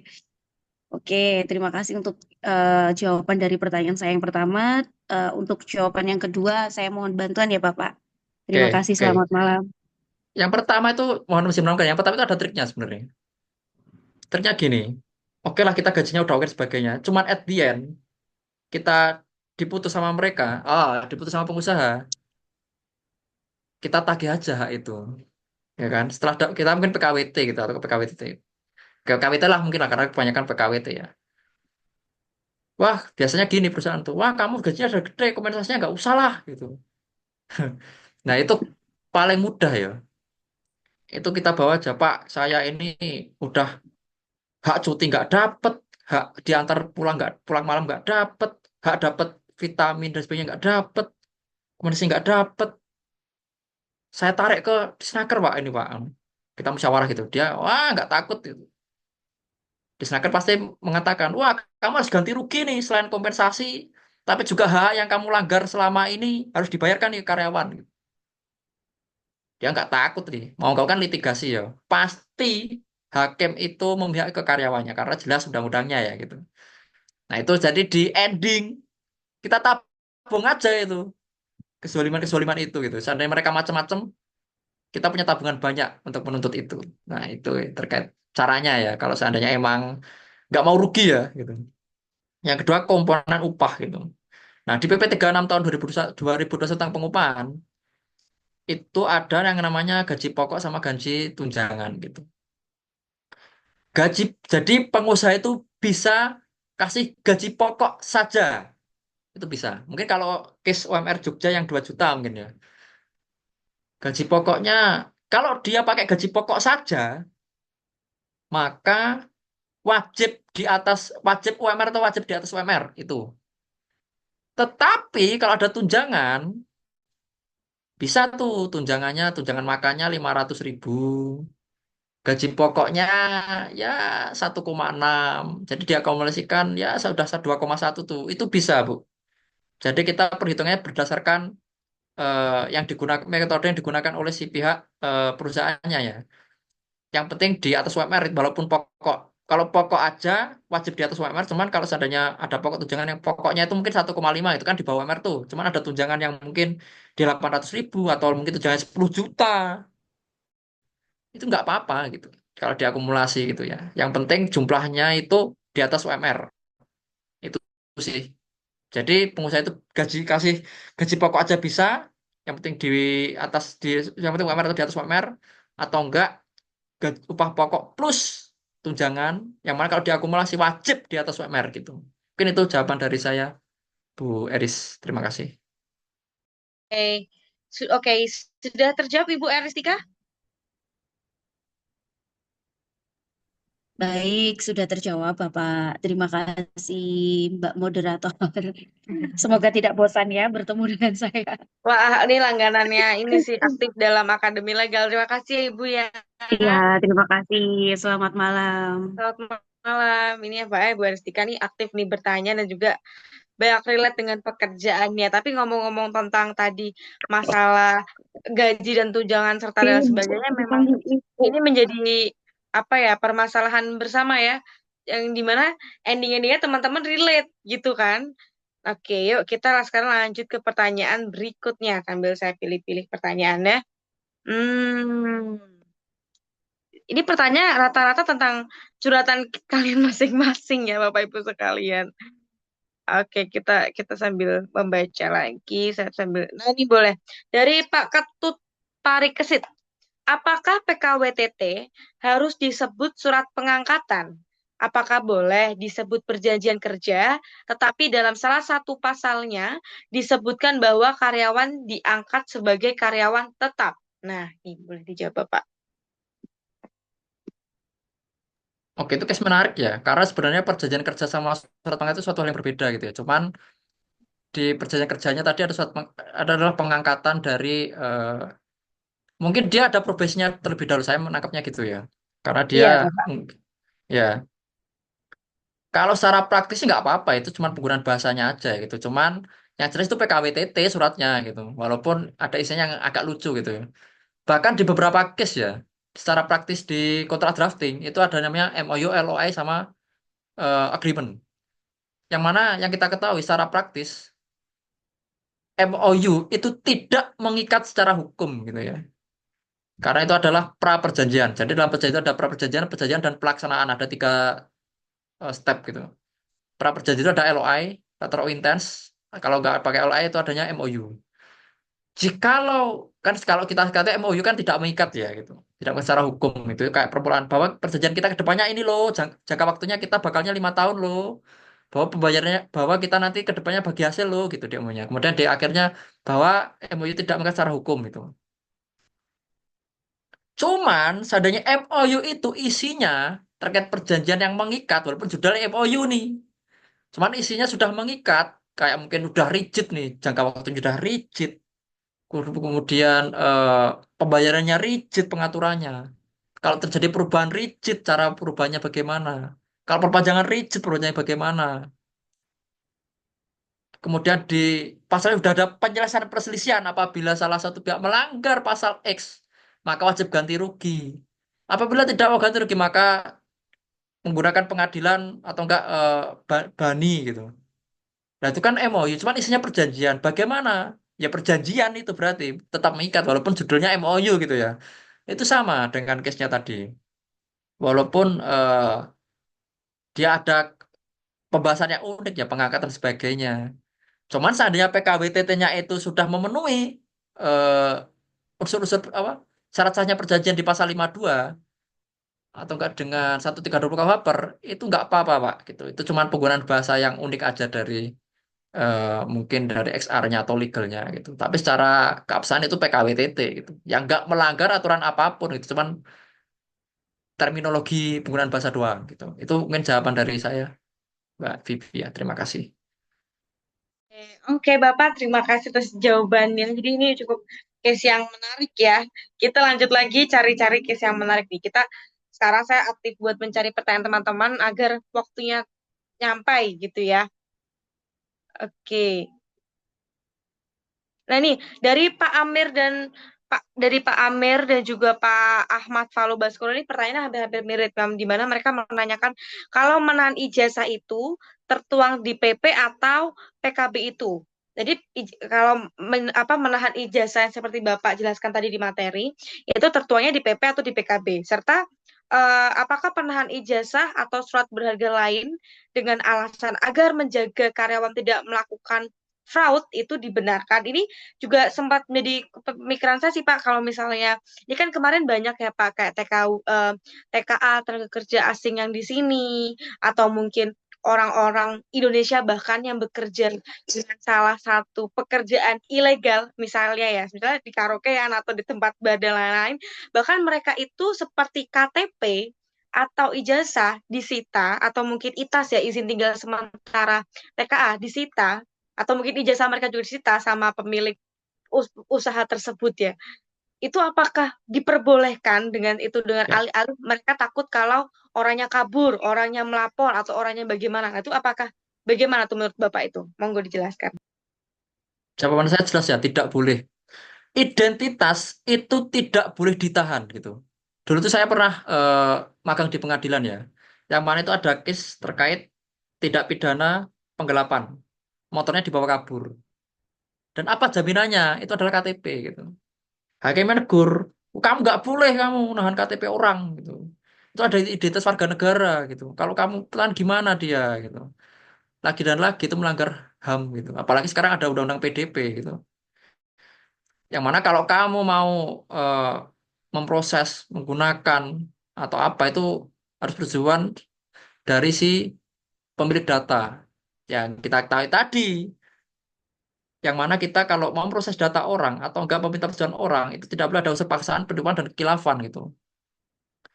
Kalau kita secara dan aku lupa itu saya pernah baca juga kok itu kok kalau identitas itu nggak boleh menjadi jaminan gitu. Nah, bagaimana kalau seandainya di PP atau PKB tadi ya? Itu agak menarik juga sih.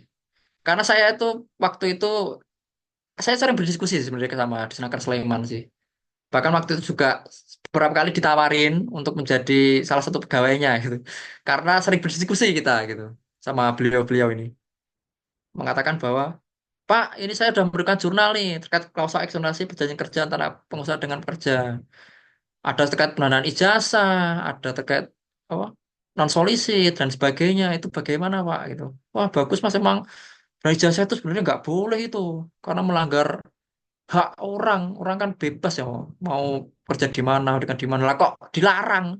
Itu jelas fix melanggar orang untuk bekerja di, gak ada dia pengen pindah gitu ya. Terus dia karena dijaminkan tadi kan nggak bisa tuh, itu udah fix itu melanggar hak orang itu yang pasal 31 sama undang-undang HAM tadi. Seandainya ada demikian ya itu sangat mudah lah untuk nagihnya. Kalau seandainya ngeyel ya tinggal dilaporkan di Snaker aja. Ngeyel lagi tetap digugat secara litigasi. Yang mana banyak untungnya kok litigasi di tenaga kerja itu. Dan banyak LBH juga kok yang bantu tenaga kerja itu. Bahwa Pak ini ditahan nggak bisa balik aku naik kalau nggak seperjanjian ini saya didenda 1 T ya 1 M gitu. Gimana ya Pak ya gitu. Mau nggak mau kan kita takut ya gitu karena kalau seandainya kita cabut kita bisa didenda kemudian data kita tertinggal itu banyak yang tadi sudah saya paparkan ya, terkait presiden tadi sembilan hakim yang lampau itu nggak ada ceritanya mereka menang gitu. Kemudian PPPKB tadi saya mempertanyakan dari kebijaksanaan si disnakernya, kenapa kok diloloskan gitu loh. Padahal banyak perda itu secara eksplisit melarang dan ijazah gitu loh. Walaupun di Undang-Undang Nasional masih belum ada, cuman itu sudah menjadi petunjuk bahwa ini tuh melanggar, nggak bener, nggak baik gitu loh. Nah, itu yang menjadi eh, kerisauan ya, kerisauan saya sebenarnya. Cuman kalau saya pribadi, penahanan ijazah dan sebagainya itu jelas-jelas itu fix melanggar hak pekerja untuk bekerja di perusahaan lain, melanggar pekerja, melanggar pendidikan dan sebagainya gitu. Atau enggak surat berharga gitu ya. Takutnya kamu fraud kalau saya nggak ada jaminan surat berharga. Itu bagaimana? Bisa. Nah, itu bisa. Kalau itu justru malah bisa. Tetapi harus dalam bentuk APHT dulu. Harus dibaku notaris dulu itu. Jadi kalau kita mau menjaminkan suatu hal harus dibuatkan aktanya di notaris APHT gitu. Jadi itu malah justru yang bisa tuh malah itu gitu. Kalau dia cabut di perjanjiannya, tapi itu bukan perjanjian kerja ya, perjanjian terpisah ya. Itu bukan APHT, seandainya cabut maka jaminannya itu menjadi kalau dia fraud atau apalah gitu. Itu menjadi milik si perusahaan gitu. Cuman harus sesuai dengan prosedur yang ada, nggak boleh seenaknya. Wah, bodo amat. tak jamin tak pek seadanya kamu anu tak pek lah barangmu gitu. Karena nggak ada APHT-nya itu. Nah itu nggak bisa itu harus APHT dulu. Mungkin itu jawaban dari saya. Terima kasih. Oke, terima kasih Bapak atas penjelasannya. Jadi kalau misalnya, artinya nggak boleh ya Pak ya, kalau data pribadi itu menjadi bahan jaminan tenaga kerja untuk perusahaannya, atau menjadi apa ya, kelengkapan dokumen namun itu menjadi jaminan, itu tidak boleh ya. Tidak Kalau boleh. misalnya case-nya, misalnya kita mau minjem baju nih di salah satu toko sebagai kita sebagai konsumen, terus dari tokonya bilang gini, saya selalu pernah apa pengalaman, saya nyewa baju mau kondangan, dari tempatnya bilang gini, tapi KTP-nya ditinggal ya Mbak, atau SIM-nya ditinggal. Saya lebih milih SIM saya ditinggal. Nah, itu boleh nggak kayak gitu Pak? Nggak boleh dong. Ya seadanya Oh, nggak boleh ya. ya yang boleh itu pihak yang memiliki kewenangan kayak polisi mungkin kena razia karena diatur kan boleh boleh menahan kan. Karena itu yang mengatur undang-undang itu. Kalau polisi mungkin, Pak, kamu nggak bawa helm, saya tahan SIM-mu gitu. Atau apalah karena terjadi pelanggaran. Itu pihak yang diberikan kewenangan oleh undang-undang saja yang berhak untuk menyita ataupun menahan identitas kayak gitu. Terus bagaimana kalau toko tadi? Ya nggak boleh gitu loh. Seandainya itu kan bukti bahwa kamu eh, sudah memiliki hak untuk berkendara di jalanan umum gitu. Seandainya disita, identitas kamu untuk berkendara itu udah nggak ada gitu. Nah, hal yang itu yang nggak boleh itu. Yang mana orang itu kalau udah diberikan hak ya udah bebas gitu. Cuman hak kita itu dibatasi oleh orang yang tidak berwenang dalam hal ini mungkin toko tadi itu nggak boleh gitu dan praktiknya banyak gitu loh kayak gitu padahal itu nggak boleh itu karena ketidaktahuan aja sih cuman karena kita udah tahu ya kita ya bijak-bijak aja kalau seandainya ada kayak itu ya bahaya juga gitu bagaimana kalau untuk pinjol lah untuk apalah sekarang apalagi fintech fintech itu cuman modal kayak benar-benar bisa itu dan saya kan udah banyak bersinggungan dengan fintech ya semudah itu mereka kan cepat ya proses pencairan dari peer to peer lending itu. Nah, itu bisa sangat-sangat bisa itu kalau kita nggak hati-hati ya gitu. Apalagi sekarang ada PDP itu loh. PDP itu part of mitig- mitigasi risiko untuk kayak kayak gini juga gitu. Kalau penyalahgunaan data pribadi, kalau mungkin ya tahu tanggal lahir, tahu ini, tahu itu menjadi alat untuk kejahatan itu sangat bisa gitu. Makanya ada PDP. Kalau seandainya kita seenaknya sendiri ngasih, nah itu ketika dengan paksaan ya pasti ya. Nah, itu bisa merugikan dari si konsumennya juga gitu. Jadi seandainya emang ada gitu ya kita bijak-bijak aja lah gitu. Kita tahu ini nggak boleh merugikan, sangat berpotensi untuk tindakan pidana, better dihindari gitu. Atau enggak kita kasih tahu deh si apa perusahaan penyewanya Pak ini nggak boleh kok. Kita kan hukum ya. Kalau bisa ya kasih kasih ilmu lah. Nggak bisa kalau kayak gini tuh karena bla bla bla bla bla bla bla. Nggak masalah gitu. Cuman kalau dari saya sih karena kita nggak ada kontrol di perusahaan tersebut ya kita bijak-bijaknya menolak gitu. Atau ya bisa dipertimbangkan lah ngasih dia ke orang itu urgent apa sih gitu. Mungkin itu jawaban dari saya Mbak Vivian. Oke, terima kasih Bapak. Ini jadi memberikan insight untuk kita semuanya. Apalagi kalau misalnya di sini salah satu anggota yang ikut kelas ini misalnya mereka perempuan-perempuan yang suka minjem atau sewa menyewa, atau bapak-bapak di sini juga suka kalau liburan sewa motor di Bali yang meninggalkan itu dan sebagainya, atau mungkin kerja part time tapi meninggalkan identitas pribadi, itu tidak diperbolehkan ya. Hitung-hitung kita besok kalau mengalami seperti itu kita bisa edukasi hukum gitu ya. Kalau misalnya nggak bisa lagi ya sudah kita cari tempat sewa yang lain gitu ya. Kadang ada orang itu ya mungkin bebal gitu ya. Oke, kita lanjut lagi ke penanya yang sudah siap untuk on mic dan juga on cam dari Pak Vicky Setia Ekawati S akun. Oke, selamat malam. Bu itu kayaknya. Oh, Mbak-mbak ternyata. Mbak Vicky. Maaf ya Mbak ya. Oke, boleh yuk. Selamat malam. Oke. Izinkan saya untuk bertanya. Kan seperti sudah diinformasikan bahwa penahanan identitas itu kan tidak dibolehkan ya. Seperti belanja di toko ya, itu juga nggak diperbolehkan. Namun jika case-nya ini terjadi di perusahaan berbentuk akomodasi perhotelan, apakah itu diperbolehkan juga meninggalkan ID atau identitas itu atau tidak? Jika tidak, apa ada undang-undangnya yang mengenai hal yang apa ya, mengenai pelarangan Ya, peninggalan atau identitas untuk case-nya di akomodasi perhotelannya, karena eh, banyak juga tamu hotel yang kurang apa ya, yang meninggalkan kesan kurang baik di hotel, seperti misalkan kabur atau dia check out dan ternyata dia merusak eh, fasilitas di hotel seperti itu. ya, ya, ya, ya, ya. Oke, terima kasih Bu Ki atas pertanyaannya. Ya, kalau kita kan memang biasanya KTP yang ditinggal ya gitu. Nah, sebenarnya ya kalau kita memitigasi resiko ya terkait eh, pemrosesan data pribadi tadi itu kan part of data processing ya, yang mana kita mengelola data dari pelanggan hotel gitu. Itu PT biasanya, walaupun dia nyebutnya akomodasi itu sebenarnya perseroan terbatas juga kalau hotel tuh. Bagaimana kebijakan itu kita eh, menaruh eh, KTP itu ke resepsionis karena takutnya nih kalau seandainya dia cabut atau apa kita megang identitasnya kelacaknya gampang. Nah, tujuannya kan itu sebenarnya dari pihak hotelnya gitu. Tentu sama aja tidak boleh gitu. Kalau mau memitigasi resiko, nah karena sekarang ada undang-undang PDP itu, Bu. Undang-undang pelindungan data pribadi itu. Orang kalau mau memproses data pribadi dalam inkasu saat ini konsumen, itu wajib ada persetujuan dari si konsumennya tersebut. Mungkin mungkin kalau praktek benarnya itu gini sebenarnya. Kalau sekarang telah diundangnya undang-undang PDP itu, dia ngasih KTP gitu ya.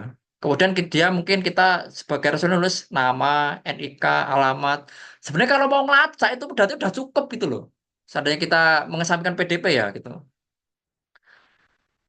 Tanpa harus menahan si KTP-nya gitu. Kemudian karena ada undang-undang PDP, yang benar itu bagaimana?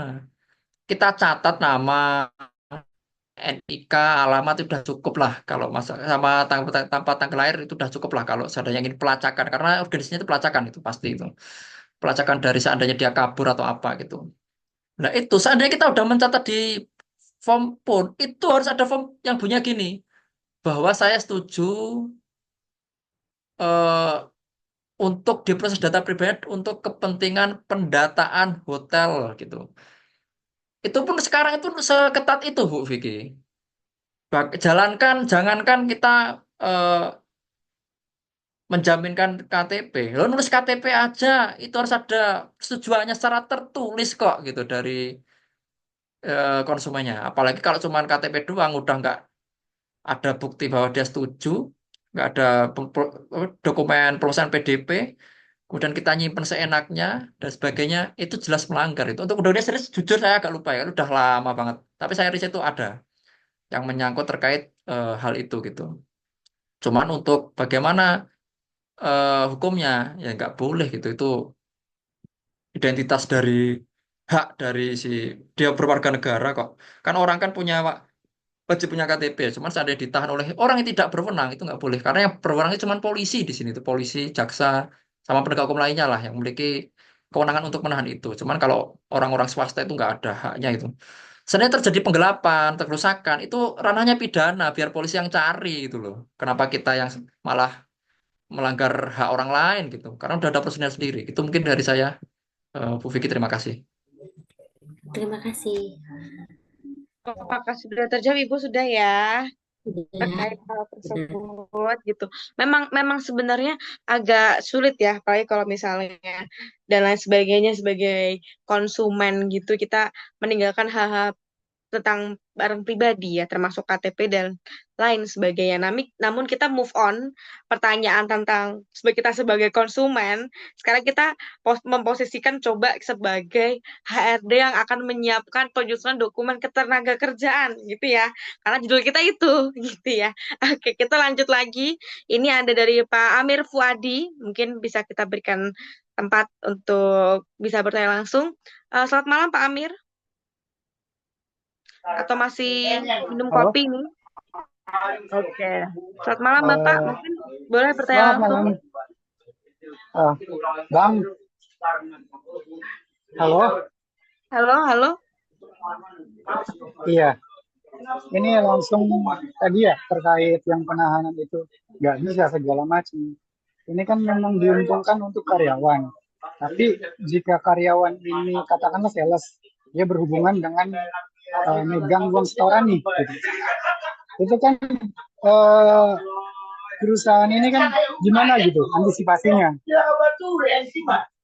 supaya si karyawan ini apa ya nggak bakal bawa kabur uang setoran ini gitu. Itu aja sih. Oke, siap. Sudah jelas pertanyaannya. Mungkin Bapak Amir Fuadi ternyata di kolom chatting juga menanyakan hal yang sama. Izin saya bacakan ulang di sini. Pak Amir bertanya, contoh misalnya sales yang memegang uang setoran.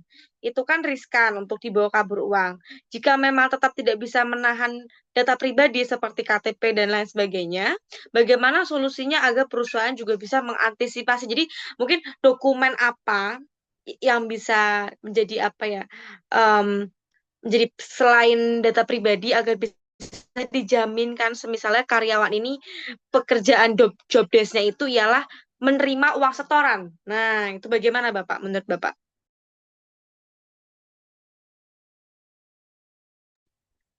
Sebentar, kiranya Pak Handika sedang keluar dari sini. Pak Handika? Mohon maaf tadi putus ya sinyal saya. Oh, oke, oke, oke, Iya, oke. iya, iya. Ya, Cuman agak the point sih. Terkait untuk mitigasi fraud ya. ya, mitigasi ya. Kalau misalnya karyawan kita dia tugasnya sebagai penerima uang setoran, sedangkan ada beberapa perusahaan yang minta, oh karena kamu menerima uang setoran, KTP kamu saya bawa, takutnya kamu bawa uang setoran tersebut kemana-mana, bisa seperti itu. Padahal kan tadi data pribadi tidak boleh, artinya harus ada dokumen lain dong. Nah, itu dokumen apa? Mungkin Bapak bisa jelaskan. Terima kasih Bapak. Oke, oke. Sebenarnya itu manajemen resiko terkait fraud ya. Yang mana kalau di sebuah perusahaan itu namanya ada fakta integritas gitu. Jadi gini, sekali lagi penahanan identitas itu tetap tidak boleh dalam keadaan apapun ya, karena dia tidak memiliki kewenangan untuk menyita hal tersebut gitu. Cuman yang lebih masuk akal sebenarnya sebenarnya itu adalah aset sebenarnya, seandainya dia kabur ya. Itu bro, nanti dijadikan APHT aja gitu di notaris gitu. Seandainya dia cabut fraud bawa uang, itu yang ya itu bisa jaminannya itu bisa dieksekusi nanti oleh pihak perusahaannya gitu. Cuman kalau seandainya KTP dan sebagainya itu nggak boleh gitu, karena itu identitas pribadi gitu. Jadi ada apa-apa gitu ya. Ke verifikasi data di stasiun nggak ada KTP-nya ya gimana gitu. Atau untuk yang lain untuk pendaftaran apa atau apa walaupun kita mungkin punya short file-nya, kadang mereka itu juga minta identitas aslinya ditunjukkan gitu. Mana identitasnya? Kalau nggak ada gimana? Ya itu loh kepentingan hak orang tuh yang dimaksud dalam undang-undang HAM tuh. Makanya kita tidak diperbolehkan gitu. Cuman seandainya ada aset yang bisa dijaminkan ya aset aja gitu. Nanti di APHT-kan di notaris gitu. Kemudian bagaimana sih mitigasinya? Mitigasi dari hal gitu namanya ada namanya fakta integritas di sebuah perusahaan itu. Fakta integritas itu apa gitu? Isinya bahwa salah satunya gini, bahwa saya akan bekerja dengan integritas, dengan jujur dan bertanggung jawab. Kemudian terkait fraud, apabila saya terbukti atau enggak secara sengaja melakukan penggelapan atau fraud, itu maka saya siap didenda sekian ratus juta gitu. Tapi lagi dan lagi, namanya pidana itu kita tidak bisa mengontrol gitu loh. Kejahatan orang itu kita tidak bisa mengontrol itu. Kita cuma bisa mitigasi agar secara moral, tadi kan secara moral doang ya fakta integritas. Secara moral itu si karyawan itu menjadi kayak lebih iba gitu lah. Cuman yang kita ketahui ya DPR aja yang disumpah aja masih korup gitu lah, apalagi yang lain gitu kan gitu ya logikanya ya. Disumpah gitu. Kalau di perusahaan nggak disumpah ya. Itu bagaimana? Yang tadi identitas nggak boleh, cuman bisa pakai fakta integritas walaupun itu mengikat secara moral doang. Kemudian selanjutnya solusinya ya APHT aja, aset aset aset dari si karyawan karena itu resikonya tinggi ya. Itu asetnya bisa dijaminkan, namun harus dijadikan akta dulu, akta penjaminan, hak tanggungan. Kemudian kalau terjadi fraud, mau nggak mau itu urusan polisi gitu. No way out gitu selain polisi gitu. Seandainya emang nggak ada APHT, mau nggak mau harus dilaporkan ke polisi karena itu kejahatan pidana gitu. Nanti diburu juga. Kok di perusahaan saya juga beberapa case kayak gitu gitu. Bagaimana solusinya? Ya polisi gitu. Seandainya emang mereka nggak mau ganti rugi ya gitu. Tapi kalau dari case pengaman saya, itu kita harus melakukan ganti rugi dari pihak karyawannya. Dan harus ada buktinya juga. Oh, kamu fraudnya segini, segini, segini, uangnya gimana ini? Kok nggak masuk akal ini? Di mana uangnya gitu kan? Nanti kan terbukti ya. Oh, ternyata 1 M nih yang kamu harus ganti rugi gitu.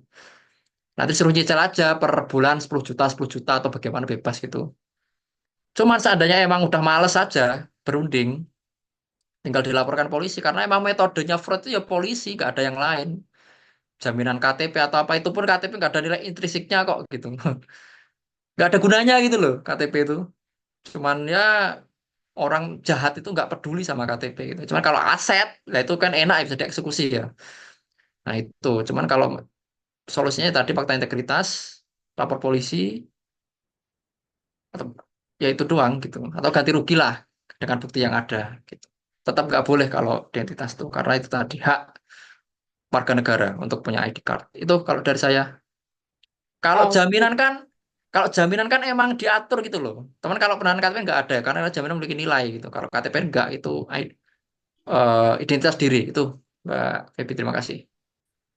Oke, jadi malah justru kalau misalnya terkait identitasnya yang disita, justru malah ini ya bisa merugikan kita sendiri ya, malah bisa di apa ya, alih fungsikan ke hal yang ilegal, ya itu ya. Malah mungkin bisa jadi sama perusahaannya malah lebih untung mereka, siapa tahu seperti tadi bisa pakai buat fee pinjol, fintech dan lain sebagainya yang membahayakan. Oke, kita untuk sekarang sudah ke penghujung waktu. Ada beberapa pertanyaan teman-teman, sebenarnya masih banyak ya Pak pertanyaan yang belum terjawab. Namun teman-teman jangan sedih, pertanyaannya bisa di PC-in langsung ke Pak Handika Fakinugroho di Instagram. Dicari aja Instagramnya Handika Fakinugroho. Begitu ya Pak ya.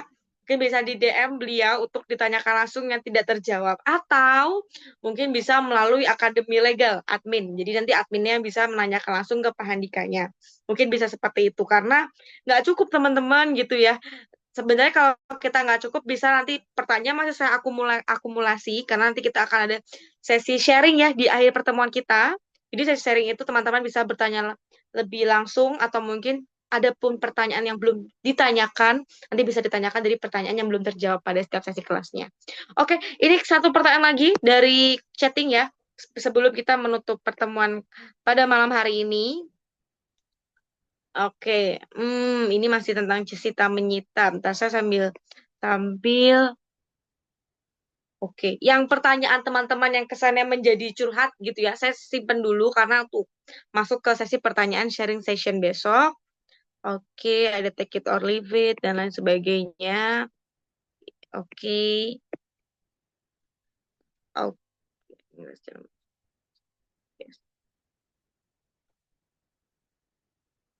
Bentar, ini oh, mungkin ini. Oke, ini dari pertanyaan dari Pak Ananda Firdiansyah. Beliau menanyakan 3 kali dengan pertanyaan sama. Mungkin ini menjadi agensi buat beliau nih. Walaupun pertanyaan ini juga sebenarnya terkait dari dokumen ini. Mungkin bisa saya tanya ini, Pak. Izin bertanya, Bapak. Dalam hukum kita mengenal istilah misbruik van opstandigheden atau biasa disebut penyalahgunaan keadaan, di mana salah satu pihak memanfaatkan pihak yang lain dalam perjanjian yang posisinya dalam hal ini lebih lemah. Sehingga kita mau tidak mau menerima untuk menekan kontrak perjanjian. Dalam konteks perjanjian ini, seringkali terdapat fenomena pengusaha ketika ingin melakukan kontrak kerja dengan pekerja menggunakan konsep take it or leave it. Nah, sehingga terkadang seorang pekerja jika tidak ingin kehilangan pekerjaannya, seringkali mau tidak mau menekan kontrak tersebut meskipun pekerja tersebut tahu bahwa perjanjian kerja tersebut merugikannya. Nah, ini take it or leave it nih. Bagaimana hal tersebut keberlakuannya dalam perjanjian ketenaga kerjaan? Apakah itu termasuk dalam penyalahgunaan keadaan tadi? Perjanjian kerja dalam konteks perselisihan hubungan industrial bisa dibatalkankah? Atau bisa dikatakan batal demi hukum? Nah, ini sebenarnya kalimat ini sering menjadi apa ya? Alih-alih ini ya. Pengusaha atau mungkin bos-bos atasan dalam kalau misalnya tenaga kerjanya merasa sudah tidak nyaman atau meminta haknya dilebihkan itu sering digunakan. Ini menurut Bapak bagaimana nih? Oke, terima kasih atas pertanyaannya. Yang mana posisinya lebih dominan ya, karena dia pengusaha. Kita pekerja, kita yang butuh Betul. lah intinya gitu. Take it or leave it, Ya, bebas lah lu gitu. Jawabannya tergantung perjanjiannya. Maksudnya gini, kalau perjanjiannya itu mungkin dirasa tidak menguntungkan si pekerja ya, mungkin gajinya dikit, lot kerjanya banyak banget, itu nggak masalah. Jikalau perjanjiannya itu tidak menyelisihi 1320 KUHP yang cakap sepakat objek dan kausal halal dan juga pasal 52 Undang-Undang 13 tahun 2003 yaitu ada sepakat, ada cakap, adanya pekerjaan, kemudian pasal-pasalnya tidak mesti per UU, tidak melanggar ketentuan umum dan susila, it's okay gitu. Walaupun eh, kelihatannya sangat rugi ya, wah gajiku 2 juta, cuman kerjaannya ini udah kayak presiden ini gitu. Kayak presiden, kayak eh, VP yang mana harus secara strategis, secara teknis saya makan semua ini gitu. Itu bagaimana ya sah-sah aja gitu, udah resiko gitu. Tetapi seandainya keadaannya itu ada dalam penertangannya itu ada proses mungkin ada unsur penipuan, ada unsur paksaan, ada unsur kekilafan, nah, itu dapat dibatalkan. Nah, itu sekali lagi tergantung perjanjiannya. Mungkin kalau Bapak eh, merasa waktu itu dipaksa, kalau kamu nggak tanda tangan, kamu kan udah tanda tangan apa penawaran nih. Kalau kamu nggak tanda tangan, saya dari 1T loh kamu. Akhirnya kan takut tuh, takut. Akhirnya mau kamu tanda tangan. Gitu. Itu bagaimana konsekuensinya dapat dibatalkan gitu. Jadi seandainya emang terjadi demikian, ya udah kita lakukan pembatalan aja di pengadilan gitu. Cuman seandainya emang take it or leave it yang mana dalam proses pra perjanjiannya itu sepakat tanpa ada unsur paksaan, tanpa ada unsur khilafan, tanpa ada unsur penipuan, benar pasal-pasalnya sesuai dengan undang-undang, cuman ya nggak menentukannya karena gajinya kecil, menurutnya banyak, no issues gitu. Kalau saya sih itu ya, jawabannya tergantung perjanjiannya gimana itu. Kalau keadaannya oke, fine, nggak menyisi undang-undang ya nggak apa-apa gitu. Resiko gitu. Kenapa kamu mau? Gitu. Mungkin karena mepet gitu ya. Mepet, wah mau harus kerja dulu aja deh gitu. Walaupun anunya dikit gitu. Ya resiko kenapa diambil ya. Diambil gitu. Kayak gitu sih kalau jawaban dari saya ya. oke. Jadi sebenarnya kembali ke individu masing-masing ya, Pak ya. Karena kan sebenarnya take it or leave it Ya, ini kalau istilah ini bisa ke penekanan mental. Sebenarnya ini permainan perusahaan juga dalam memainkan mental karyawan nih, gitu kan. Dipojokkan begitu ya, Pak ya.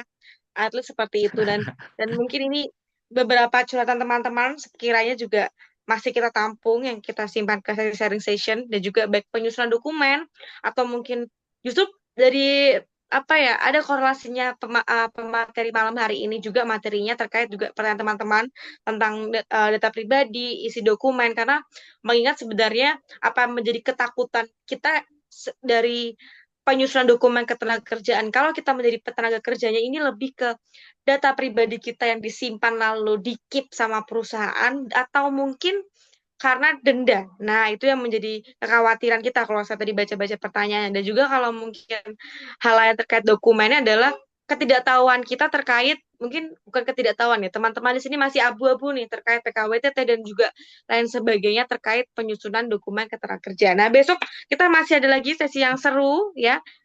Tentunya teman-teman bisa hadir di jam yang sama di jam 19.30 kita akan kelas online kembali bersama Pak Handika dan juga terima kasih teman-teman yang sudah join menyempatkan bukan menyempatkan teman-teman disuruh di sini dengan sadar ya mendaftarkan diri di Akademi Legal ingin belajar. Terima kasih atas semangat teman-teman. Mungkin sebelum kita mengakhiri sesi mungkin bisa sedikit satu patah dua kata buat dari Pak Handika untuk teman-teman. Monggo. oke. Sepatah dua kata ya. Yang mana saya untuk kemarin kan sudah terkait advice ya. Bagusnya gimana kalau kita ingin belajar ketenaga kerjaan ya. Mungkin untuk saat ini kalau dari saya sih terus belajar, terus belajar gitu. Ilmu yang saya sampaikan ini adalah mungkin hanya satu titik air dari triliunan atau miliaran rintikan hujan yang lainnya gitu. Jadi masih banyak sekali ilmu-ilmu yang di luar sana, khususnya tenaga kerjaan yang masih belum terungkap lah di sini.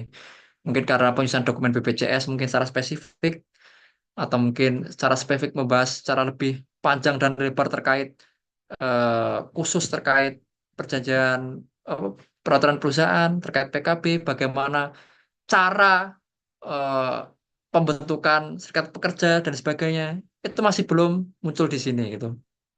Jadi harapannya rekan-rekan itu tidak berhenti di sini gitu. Atau kalau bisa sih, karena di Indonesia ini saya merasa bahwa mayoritas dari kita dari masyarakat itu meremehkan ya terkait bidang keilmuan ya gitu.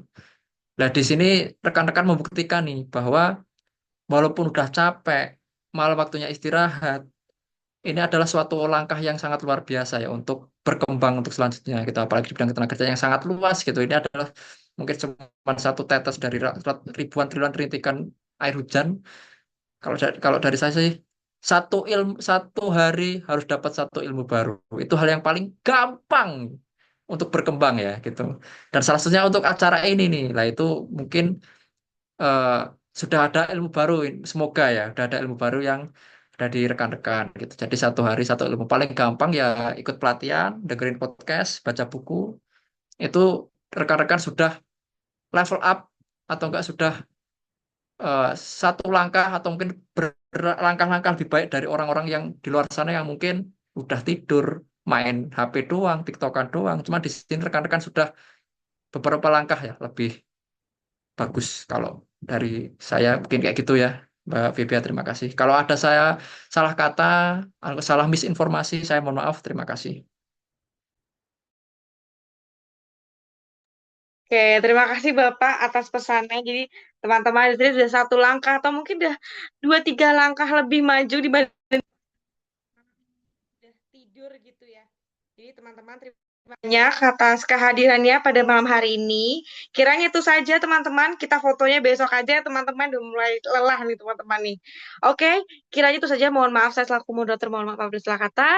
Selamat istirahat teman-teman. Terima kasih Bapak Handika atas materinya malam hari ini. Terima kasih Akademi Legal. Wassalamualaikum warahmatullahi wabarakatuh. Waalaikumsalam warahmatullahi wabarakatuh.